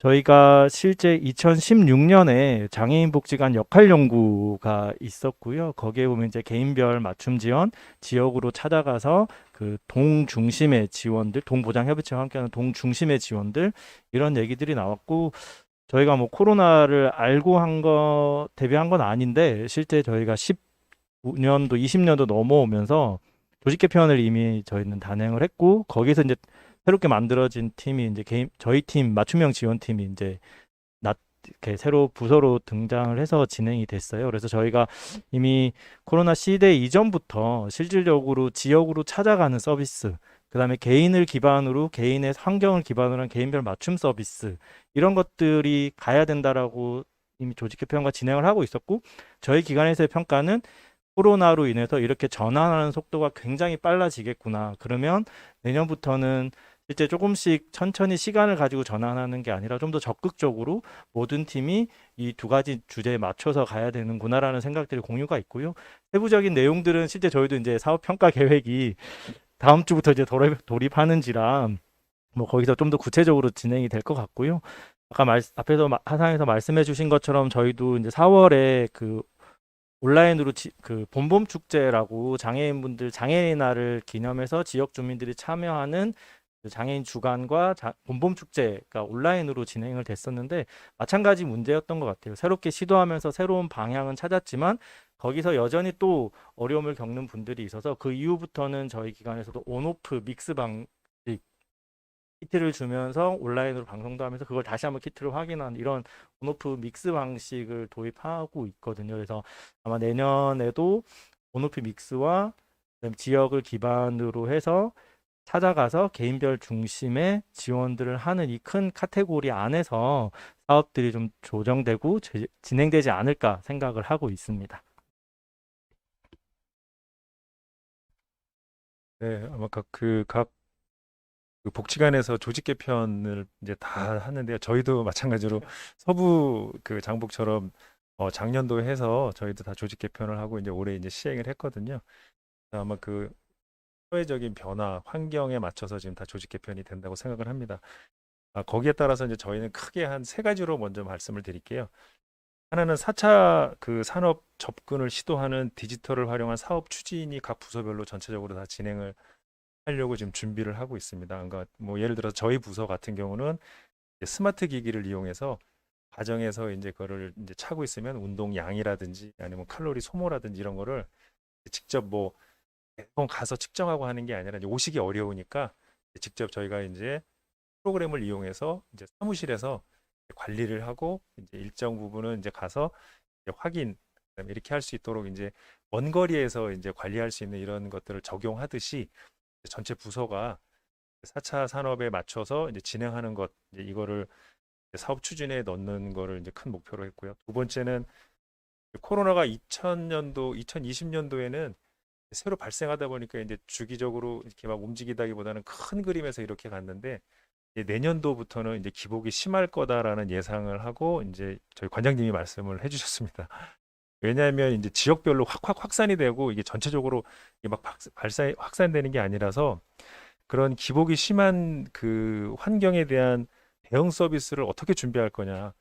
미리미리 전환을 할 수 있는 시스템을 만들어 놓고 그런 단계별로 변화에 대한 각 부서에서 대응할 수 있는 그리고 각 복지관에서 그렇게 됐을 때 어떻게 변화돼야 될 수 있는 거를 철저히 준비했으면 좋겠다라는 게 이제 사업 저희 목표였고요.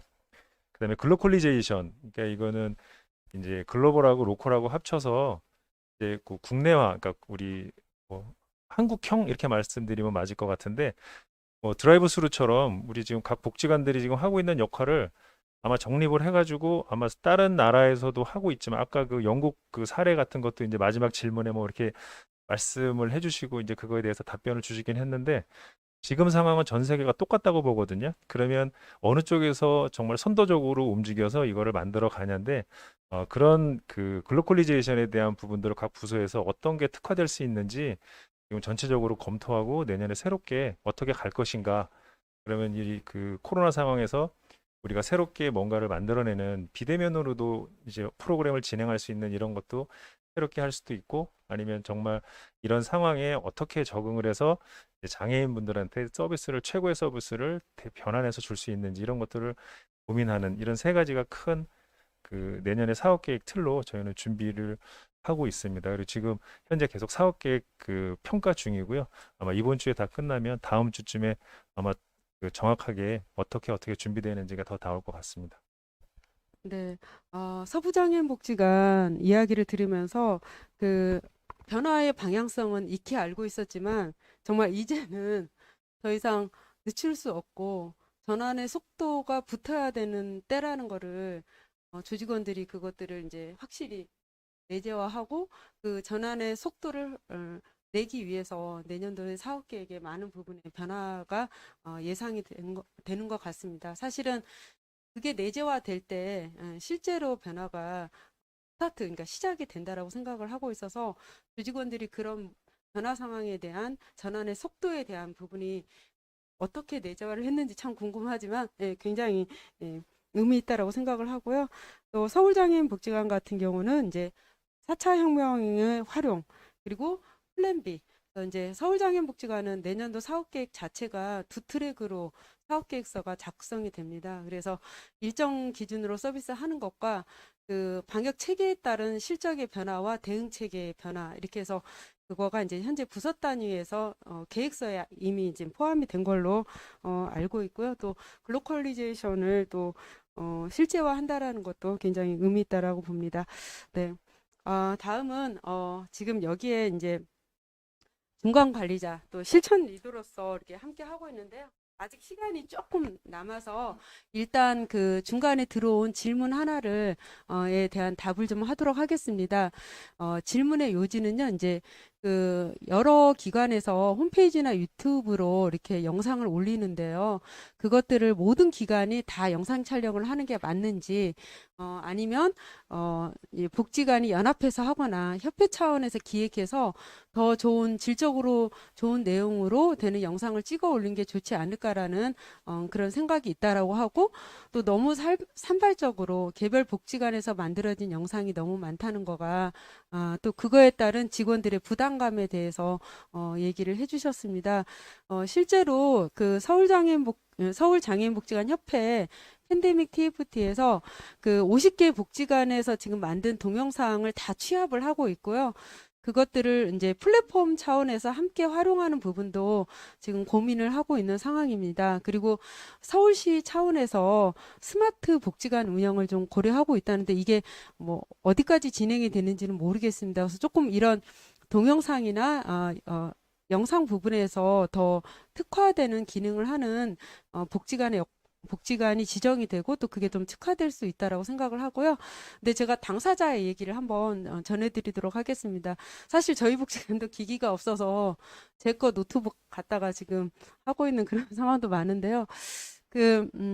당사자분이 그렇게 얘기했어요. 그 코로나 초기에 영상이 와서 너무 반갑고 그 영상이 다른 사람의 영상이 아니라 내가 만났던 치료사 선생님, 사회복지사 선생님이 해준 영상이어서 더 의미가 있었다라고 합니다. 그래서 아마 개별적으로 많은 부분에 있어서 우리는 그거를 통일하는 게 또 의미가 있지만 당사자 입장에서는 나와 관계성이 있는 분이 해주는 그런 영상이 또 의미가 있을 거라는 생각이 들고요. 그런데 영상의 완벽성보다 그분들이 원하는 거는 아까 영등포 장애인복지관에서도 얘기했고 그다음에 하상에서도 얘기하고 서부에서도 얘기했던 것 같아요. 관계 부분인데요. 그래서 굳이 세련된 영상이 아니어도 그냥 그 페이스톡으로라도 아니면 그냥 동영상 톡으로라도 그러니까 선생님이라고 하긴 그렇지만 우리 지원자인 우리가 모델링을 해주고 눈을 맞춰가면서 얘기해 준 것도 굉장히 훌륭한 자료라고 이렇게 얘기를 하였습니다. 그래서 조금 실무자분들이 그 동영상이나 이런 부분에 대해서 조금 부담감은 내려놨으면 좋겠고요. 하지만 아까도 얘기했던 것처럼 디지털 매체가 동영상만 있는 게 아니잖아요. 디지털 플랫폼을 활용하는 부분도 있기 때문에 그거에 따른 우리 역량을 오르되 좋은 의견이신 것 같아요. 이렇게 협회나 또 저희가 연대해서 이 부분에 대해서 과도한 에너지가 투입되지 않고 오히려 영상보다 사람이 만나는 쪽으로 또 실질적인 지원 쪽으로 갈 수 있도록 그렇게 조금 모색이 필요할 것 같습니다. 혹시 이 그 의견에 대해서 패널 분들 중에 좀 추가적으로 의견 주실 분 있으신가요? 네, 저희 기관에서도 이제 그 온라인으로 해서 영상을 찍고 하다 보니까 직원들의 피로도는 굉장히 많이 올라가서 저희가 지난번에 이제 거점복지관에서 서울시에서 거점복지관을 그 관장님들 모여서 무슨 일을 하고 있냐라고 했을 때 저희가 했던 얘기 중에 하나가 코로나 시기 개인별 지원 또 온라인 지원하면서 일하는 방식이 변경되었다라는 얘기. 그래서 영상을 하나 찍으려면 콘텐츠를 만들기 위해서 기획회의하고 영상을 촬영하고 영상을 편집해서 올림으로써 실제 한 개 프로그램을 진행하는 것보다 더 많은 에너지가 투여돼서 더 야근도 하는 직원들 모습까지도 볼 수 있어서 직원들이 굉장히 고생이 많다라는 생각들은 저도 동의가 되고요. 중요한 거는 이제 근데 저희가 이런 온라인 접근들을 많이 할 때 그 온라인 플랫폼이 너무 다양하게 되는 거예요. 어떨 때는 줌으로 했다가 어떤 것들은 또 아까 화상에는 또 밴드로 했다가 또 줌 아닌 또 저는 뭐 다른 또 어디에 가면 또 다른 영상을 깔라고 해서 또 온라인 플랫폼에 대한 그리고 아까 개인정보 문제 때문에 또 다운도 안 돼야 되는데 유튜브에 올리면 사실 또 안정적으로 보는 문제들에서 좀 협회든 시든 좀 고민해 줄 것들은 이런 복지관들의 노력들이 하나의 플랫폼에서 모아지고 정보도 공유되고 이용자분들도 아까 말씀하신 그런 개별 기관에서 아는 사람 담당자분들이 올렸던 걸 통해서 관계의 연속성을 느끼지만 또 다른 기관에서 또 다르게 접근하는 부분도 함께 볼 수 있고 이런 플랫폼 개발이 좀 지원이 필요하지 않을까 생각을 했고요. 저희 아들이 초등학교 1학년인데 이제 거기는 하나의 플랫폼에서 교육적인 것들을 다 접하더라고요. 학교별로 들어가서 그런 것처럼 좀 복지 쪽에도 이렇게 좀 플랫폼이 만들어졌으면 좋겠다라는 생각을 좀 보태고 싶었습니다. 네, 이왕 그 직원들의 어려움이 살짝 꼭 얘기가 나온 것 같아서요. 또 패널 분들한테도 또 이런 저희가 어떠한 상황에서든지 장애인 당사자한테 저희는 선택할 수 없는 필수적인 서비스라고 봅니다. 장애인 복지의 서비스는 아까 김영득 교수님께서 관에서는 일시적 긴급 돌봄이라고 하고 민간에서는 어떻게 이제 이거를 개념지어야 되지 되어야 되나 이렇게 고민했다고 하는데 저는 필수적 지원, 필수적 돌봄이라고 이렇게 생각을 합니다. 이미 그게 선택할 수 없는 일상을 위한 보통의 삶을 위한 가장 중요한 서비스를 저희 장애인복지관에서 하고 있는데요. 이 서비스 지속을 위해서 여러분이 중간 관리자 그리고 직원으로서 기관이나 정책 차원에서 지원이 필요한 사항에 대한 의견을 좀 말씀해 주시면 좋겠습니다. 아, 네, 저희 그 현재 그 대응체계 서비스를 하다 보니까 이제 그룹으로 하던 프로그램들은 전부 이제 개별로 전환이 됐거든요. 왜냐면 그룹으로 이제 할 수가 없는 상황이 돼서 개별로 했는데 그거에 대한 이제 이용료의 변화가 시기적으로 필요하거든요. 근데 이용료의 변화뿐만 아니라 이제 그 나머지 부분에 대한 지원도 정부에서 충분히 이제 인지는 할 거라고 생각을 하고요. 그 지원도 같이 필요하다고 생각을 합니다. 이 프로그램이 뭐 이렇게 짧은 시간에 잠깐 이제 중단된 거 아니라서 올 2월부터 지금 올 말 지금 10월까지 이렇게 계속 연속이 되는데 그런 부분에 대한 부담감 그리고 서비스를 이제 주는 이제 저희 입장에서도 이제 이용료에 대한 부분들 이게 그 어떤 정책적으로 준비가 되지 않고서 그냥 그걸 이제 저희 쪽 입장에서 그냥 그거를 책정하고 준비하고 하는 것들이 상당히 어려움이 있거든요. 그래서 이런 부분들은 뭐 정책적으로 만들어 주시면 그러면 저희가 더 서비스에 집중할 수 있을 거라고 생각을 합니다. 네. 네, 저는 아까 온라인 플랫폼에 대한 얘기는 한번 나눴고요. 또 이제 그 와중에 잠깐 나왔을 때 직원들이 이제 일하는 방식이 변경이 되고 일하는 방식의 변경은 이제 만나는 방식 그리고 우리가 사람을 만나는 게 곧 실적으로 시합되다 보니 이제 과거의 방식만큼 양쪽으로는 나오지 않는 시대가 된 거죠. 근데 이제 저희가 안에서도 늘 코로나 때 이제 재택근무도 하고 여러 가지 대체 서비스들을 막 개발하고 개인별 지원들 하는 것에 대한 속도가 워낙 빨리 전환이 되다 보니까 기관에서도 계속 고민하는 게 우리가 무엇을 하고 있는지 이렇게 설명할 수 있어야 된다라고 하는데 시에서도 실제 이제 이렇게 변화된 기관들의 방향성과 노력들을 보고 뭐 평가라든지 아니면 뭐 이렇게 실적의 점검이나 뭐 인정이라든지 이런 부분들도 함께 따라와야 되겠다라는 생각들을 했고요. 그래서 마지막으로 이제 사회복지사분들 그리고 저희 기관의 동료분들이 코로나 대응에 하면서 각자 자리에서 정말 굉장히 치열하게 노력들을 많이 하신 것 같으세요. 뭐 개인별 지원들을 해내기 위해서 그리고 어려운 과정에서도 또 현장도 방문해야 되고 뭐 이러면서 본인의 안전까지도 이렇게 우선하면 못 갔을 곳도 지원을 하는 노력들도 많이 봐왔고요. 근데 그런 부분들에 있어서 이제 초기에 이제 자기 일에 집중해서 열심히 하는 부분도 좋았지만 이제 조금 더 이제 전환을 하기 위해서 주변에 어떤 상황들이 조금 더 이루어지고 있고 또 지역과 연대하기 위해서 다른 지역 기관들은 또 어떤 어려움들이 있는지 같이 살필 수 있는 요 세 가지가 저는 좀 마지막으로 정책 제안이나 같은 동료에게 하고 싶었던 얘기들입니다.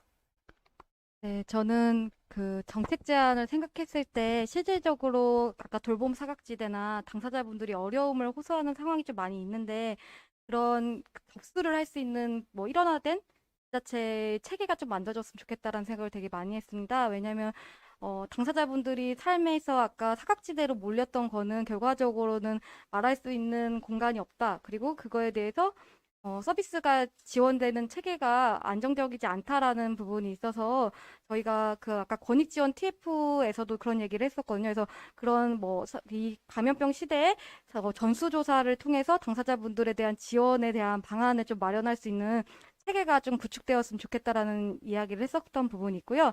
그리고 두 번째로는 솔직히 이건 복지관 그 타점문진표나 복지관에 저희 QR코드로 입장하잖아요. 근데 그런 부분에 있어서는 지자체로는 넘어가고 보건복지부로 넘어가는데 저희가 볼 수 있는 부분이 좀 없더라고요. 그래서 그런 부분에 있어서도 공간을 안전하게 이용할 수 있는 부분에 권리가 보장될 수 있는 체계가 만들어졌으면 좋겠다라는 생각을 했던 부분이 있습니다. 그래서 그 두 가지 정도가 지원이 된다면 당사자의 삶에서도 그 어려움 없이 당사자가 그냥 이 감염병에 취약하지만 취약한 부분에 있어서 아까 행복할 수 있는 권리를 보장받을 수 있다고 생각을 하고 이용할 때 이용에 대한 부분도 똑같이 저희도 그 정보에 대한 열람권이 있거나 누가 어떤 분이 어떻게 오셨는지를 확인할 수 있어야만 대응은 또 저희가 해야 된다고 생각을 하는데 그런 부분이 사각지대가 저는 좀 있다고 생각을 해서 두 가지 정도를 생각했었습니다.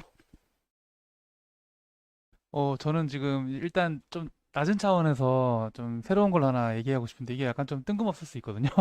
아까 이제 코로나 블루 얘기를 드렸는데 저희 그 복지관에서 일하시는 분들이 먼저 조금 이렇게 정서적인 지원을 받는 게 되게 도움이 될 거라 저는 생각을 해요. 그래서 전문적이진 않더라도 어떤 예를 들면 뭐 양성 과정이든 뭐 좋습니다. 그냥 서울시에서 그 복지관에서 일하고 있는 직원들에게 정서적인 지원을 받으면서 좀 이렇게 역량을 강화시킬 수 있는 시스템을 같이 도입을 해서 좀 그 부분을 키워주시면 그거를 또 저희가 받은 대로 지역 내 그 어렵게 살고 계시는 장애인분들, 당사자분들의 가정에서 저희가 또 그 배움을 나눠드려서 정서적인 지원을 해줄 수 있는 그리고 서로가 서로를 도울 수 있는 심리적인 어떤 그런 감성 지원 시스템이 좀 있으면 좋겠다라는 생각이 하나 있고요.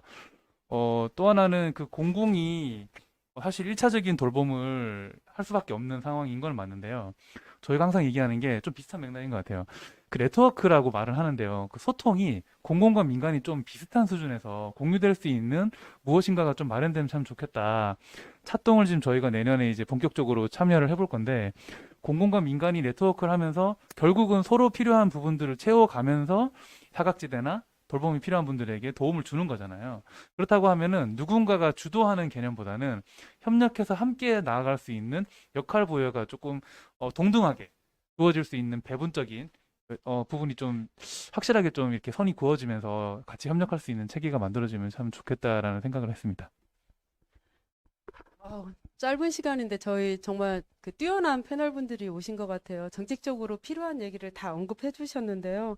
일단 그 그룹에서 개별로 서비스의 질은 변화가 되는데 이제 그에 따른 이용료 책정이라든지 또 방역 체계에 대응하기 위해서 자부담이 감소되는 부분에 따른 시 차원의 또 국가적인 차원의 그 보조의 내용들이 반드시 필요하다는 의견들이 있었고요. 또 이제 일하는 방식 자체가 변경이 되면서 그런 아까 양적인 서비스가 아니라 질적인 서비스에 대한 사회적 그리고 행정기관의 인정 그리고 평가 체계의 반영들도 필요하다라고 했고요. 지역적 차원에서 어떤 어려움이 발생했을 때 이것들을 좀 지역재천에서 누구한테 먼저 접수하고 해결할 건가 당사자 입장에서 굉장히 어려움이 있기 때문에 이게 지역적인 차원에서 일원화되는 되는 게 좀 필요하다는 의견이 있었습니다. 그리고 정보 열람권에 있어서 민과 간이 동등한 그 접근이 꼭 필요하다는 것과 그다음에 이제 그 민간의 파트너십이 전제될 때 사실은 실제적인 연계가 가능하다는 거 그리고 심리적 방역 특히 이제 일선에서 일하는 장애인 복지 직원들의 심리적 방역들이 시 차원에서 좀 체계적으로 지원이 돼서 저희가 충분히 심리적 방역이 된 후에 또 이용자에 대한 긍정적 에너지가 갔으면 좋겠다고 하는데요. 다 얘기를 해주셔서 저는 딱 한 가지만 얘기하겠습니다. 저희는 그 감염이나 이런 방역 체계에서도 장애인 복지 종사자분들은 저희들은 필수 인력이라고 생각을 합니다. 왜냐하면 장애인 당사자한테는 복지도 의료만큼 중요하고 생명과 또 일상의 삶과 너무나 밀접되어 있기 때문에 그래서 좀 전에 강의하신 김영득 교수님에서 말씀하시기를 저희한테도 그 PPE 개인 보호 장비가 이제 필요하다라고 했는데요. 그래서 시 당국에서 또 저희를 감염 대응에 있어서 필수 인력으로 규정하고 그에 따른 그 장비나 지원들이 좀 이루어지는 것도 정책적으로 좀 논의가 돼야 된다고 생각합니다. 1시간 반이 긴 줄 알았더니 이제 끝 시간이 되었습니다. 마지막으로 패널 여러분들에게 오늘 이 이야기마당을 정리하면서 벌써 10개월이 흘렀네요. 이 기간을 통과하면서 저희 중간관리자, 일선의 어떤 직원이 아닌 중간관리자로서 더 어려움이 많았을 텐데요.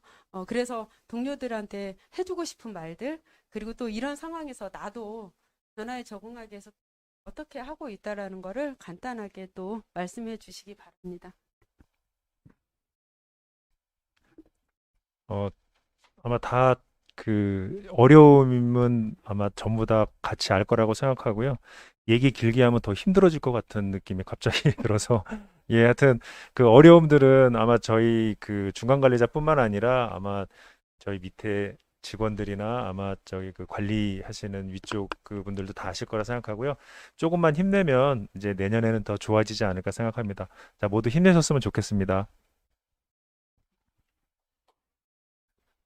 저기 앞에 지금 6분 8초가 가고 있는데 제가 저기서 몇 분을 책임져야 될까 이런 부담감에서 시작하게 되는데요. 코로나 시간 들으면서 아까 사장님께서 말씀하신 코로나 블랙, 코로나 블루 이게 저는 굉장히 저도 개인적으로 비슷한 경험을 좀 했고 그런 블랙 상황에서 또 블루가 오게 되는 상황들이 있더라고요. 근데 모두가 저 말고도 정말 사회복지사들이 안타까운 현장을 많이 경험했을 것 같습니다. 그리고 그 가운데서도 또 현장을 지키면서 열심히 일을 하고 있고 새로운 서비스를 개발해내고 또 접목시키기 위해서 굉장히 노력들을 많이 하고 있는 우리 동료들이 굉장히 자랑스럽고요. 저희 팀에서도 아까 말씀드린 전환의 속도가 빨리 요구되고 또 전환하는 과정에서 배우는 것들이 새롭게 많이 필요한 과정에서 굉장히 적극적으로 학습하면서 또 실무에 적용하기 위한 노력들 하는 모습들 많이 보면서 굉장히 감사하다라는 생각들을 많이 가졌습니다. 언제나 끝은 있겠죠. 코로나도 분명히 끝이 있을 거라고 생각하고요. 우리가 그 끝에 또 즐겁게 이용자분들 만날 수 있도록 이 과정도 블랙, 블루 상황도 있지만 좀 그 과정 안에서도 좀 해피한 것들을 봐가면서 즐겁게 이겨냈으면 좋겠습니다. 네, 저는 그냥 저 또한 코로나는 무서운 것 같아요. 그래서 이게 당사자가 무서운 만큼 직원도 무섭고, 그리고 어떻게 보면 중간 관리자도 무섭고, 그게 관장님이라고 안 무서울 건 아닌 것 같아요. 그래서 저라면 이 상황에 있어서 그러면 우리가 나만 무서운 게 아니기 때문에 어떻게 같이 이 무서움을 해결할 수 있을까라는 거를 같이 많이 이야기를 하고 있는 것 같고, 특히 저도 저희 팀한테 되게 고마웠던 부분이 전체적으로 저희 복지관에서 전체 열심히 하고 있지만 저는 저희 팀을 이끄는 입장에서 저희 팀원들이 그래도 같이 할 수 있는 거를 계속해서 고민을 하고 있더라고요. 그래서 이 상황에서도 할 수 있는 것을 고민해 주는 팀원들한테도 너무 고맙다라는 이야기를 주고 싶고, 그리고 이 코로나 블루를 떠나서 저희 팀이 코로나 블루예요. 저한테 이렇게 얘기를 자주 하거든요. 근데 그거를 이야기해 줄 수 있는 용기가 있다는 자체에 저는 고맙다고 이야기를 하고 싶어서 그 코로나 블루라는 거를 숨기지 않고 차라리 코로나 블루예요. 아니면 나 코로나 블랙이에요. 라고 얘기해 줄 수 있는 용기를 같이 가져줬으면 좋겠습니다. 왜냐면 코로나는 아직은 안 떠나갔기 때문에 코로나가 위드하고 있잖아요. 함께하고 있으니까 그렇다면 저희가 코로나 블루라는 것도 인정하고 당사자분들라도 블루시냐 이렇게 물어볼 수 있는 그런 지원 체계가 되었으면 좋겠습니다. 여러분 모두 힘드실 겁니다. 저도 힘들고 모두가 힘든데, 제가 최근에 그 팀원들한테, 왜냐면 지금 온라인 축제를 끝내고 왔잖아요. 저희가 지금 2주, 3주간 거의 야근과 밤잠을 설쳐가면서 지금 고생해서 아마 오늘 다들 쓰러질 것 같은데요. 그 와중에 제가 팀원들한테 했던 말이 있거든요. 제가 책 중에 제일 좋아하는 책이 슬램덩크입니다. 만화책이죠. 하지만 거기에 역사가 있고 철학이 있고 막 인생이 담겨져 있거든요. 거기에 말 중에 가장 중요한 말을 제가 팀원들한테 해준 말이 있습니다. 딱 그 멘트가 있거든요. 우리들은 강하다. 이 말이 있어요. 거기에서 딱 힘을 얻어가지고 딱 경기를 이깁니다. 자, 요것처럼 저희 이 방송을 보고 계시는 저희 서울시에 계신 모든 종사자분들, 장애인복지관 일하시는 분들, 제가 오늘은 팀원들을 떠나서 여기 보시는 분들 모두에게 한마디 외치고 싶거든요. 우리들은 강하다! 네, 수고하십시오. 더 이상 말이 필요하지 않을 것 같습니다. 쭉 얘기들의 그 흐름이 동료가 있어서, 함께 뛰어지는 동료가 있어서, 또 변화를 두려워하지 않는, 또 새로운 과제를 그래도 같이 고민하는 동료가 있어서 저희가 잘 대응을 해왔다라고 보고요. 또 앞으로 연대와 그런 공유는 더욱더 가속화될 거라고 생각을 합니다. 끝으로 오늘 이 중간관리자 교육을 어려운 상황에서도 마련해준 협회와, 그리고 사실 나의 이야기, 또 내 부서와 팀의 이야기를 공유하기가 쉽지 않거든요. 근데 패널로 나오셨는데 진짜 어느 한 분도 버벅거리지를 않으셨어요. 그래서 정말 뛰어난 패널 여러분들이 있어서 오늘 이야기 한마당이 잘 마무리되는 것 같고요.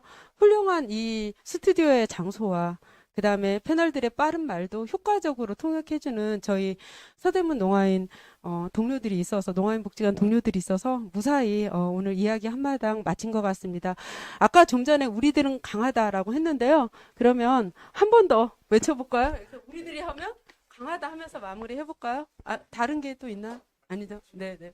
그러면 네. 우리들은 강하다!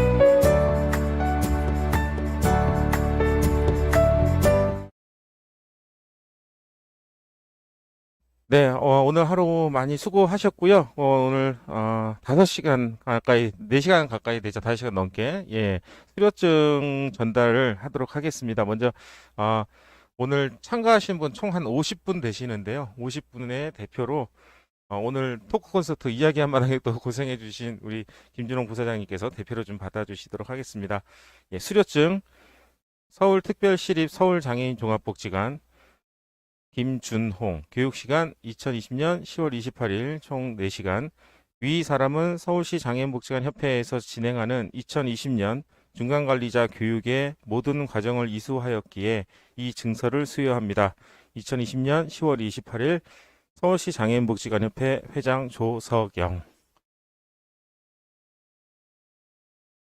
예, 이어서 바로 사진 기존사진 한번 촬영하시고요. 예, 같이 오늘 수료하신 50분 모두 감사드리고요. 바로 이어서 조석영 회장님 마지막 인사 말씀 하도록 하겠습니다.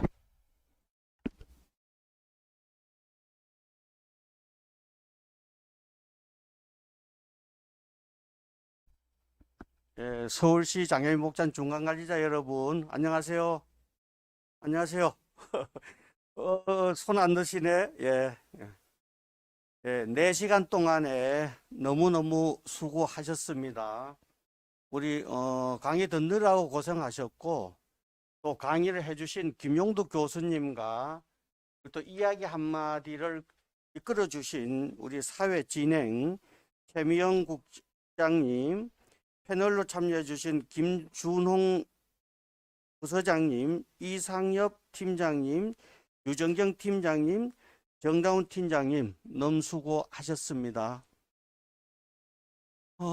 혹시 우리 지금 교육 참가자 중에 저에게 꼭 이 말은 좀 질문해야 되겠다, 아니면 제안해야 되겠다 하시는 분 있으면은 써주시면은 제가 인사말 끝무리에 제가 좀 답을 해드리도록 그렇게 할게요.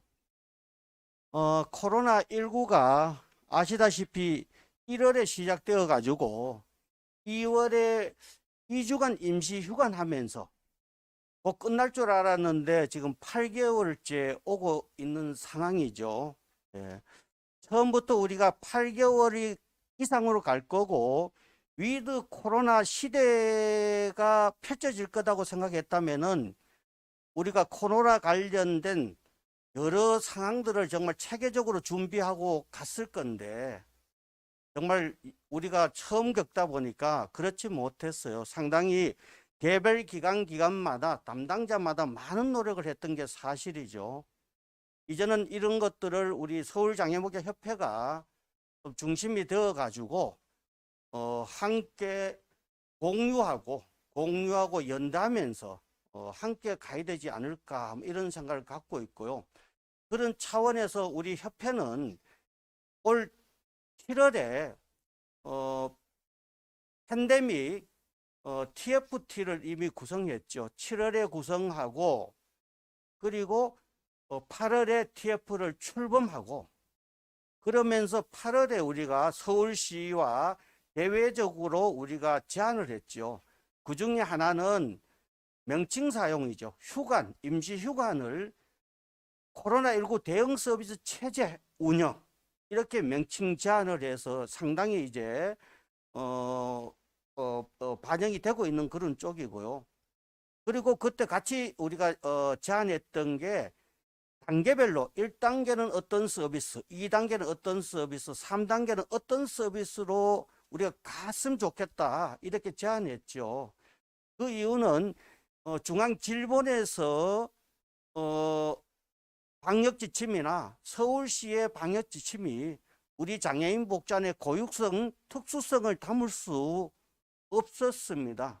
그래서 우리는 장애인들의 꼭 필요한 대면 서비스를 어떻게 방역을 유지하면서 할 거냐 이런 차원하고 또 휴관을 하더라도 어떻게 고립되지 않을 수 있을까 이런 차원에서 우리가 이러이러한 서비스를 제공하겠다고 제안을 했었고요. 그러면서 현재 약 50여 명의 TF위원들이 팬데믹 운영 관련 매뉴얼을 개발하고 있습니다. 이 개발의 내용 중에는 단계별로 어떻게 방역을 하면서 이용자를 위해서, 직원을 위해서, 복지관을 위해서, 지역사회를 위해서 뭐 이러한 내용들로 지금 구성 담고 있고요. 지금 8개월 동안에 각 복지관에서 개별적으로 노력했던 영상이라든지 그 다음에 자료라든지 이런 것들을 다 취합을 할 겁니다. 그래서 이제 서울시 장애인복지관협회 홈페이지를 통해서 프로포엠을 구축하면서 이렇게 가려고 하고 있습니다. 그래서 지금은 갑작스러운 일이어서 아주 구체적으로 못하지만은 큰 틀에서의 어떤 체제 운영 시스템을 구축하고 있다, 이렇게 봐주시면 좋겠고요. 앞으로 여기에 대해서 우리 중앙관리자가 관심 갖고 함께 해주시기를 바라겠고요. 복지관의 중간관리자 하면은 저는 그렇게 생각해요. 중간에 샌드백이지, 그죠? 아래로 치고 위로 치고, 그죠? 예, 상당히 힘든 일입니다. 예. 밑에 실무자들하고 논의해서 어느 정도 정했는데 위로 올라가면은 또 오늘 갑자기 그냥 없던 걸로 하고 뭐 여러 가지 어려운 사항이 있죠. 그렇지만 여러분들이 실무자로부터 중간관리자로 올라왔기 때문에 실무 입장을 너무나 잘 알 거고요. 그 다음에 여러분이 언젠가는 또 윗선으로 최고 관리자로 올라갈 거니까 또 그 입장도 생각하면서 정말 위 눈치 아래 눈치가 아니라 중간 관리자로서의 정말 주도적으로 그렇게 가면은 그만큼 신뢰가 되면은 많은 위임이 중간 관리자에게 이루어질 거다. 또 아래로부터의 신뢰가 쌓여질 거다. 저는 이렇게 봅니다. 그래서 어려운 시기일수록 여러분들 힘내시고 자신감 갖고 꿋꿋하게 가기를 바라겠습니다. 제가 인사가 상당히 길었는데요. 혹시 질문 들어온 게 있을까요, 저에게? 예. 그래서 아까 김용덕 교수님이나 그다음에 우리 패널들이나 그다음 여러분들이 질문 채팅해 주신 내용 중에 우리 협회가 노력해야 될 거는 검토하면서 챙겨가도록 그렇게 하겠습니다. 예, 수고 많으셨습니다.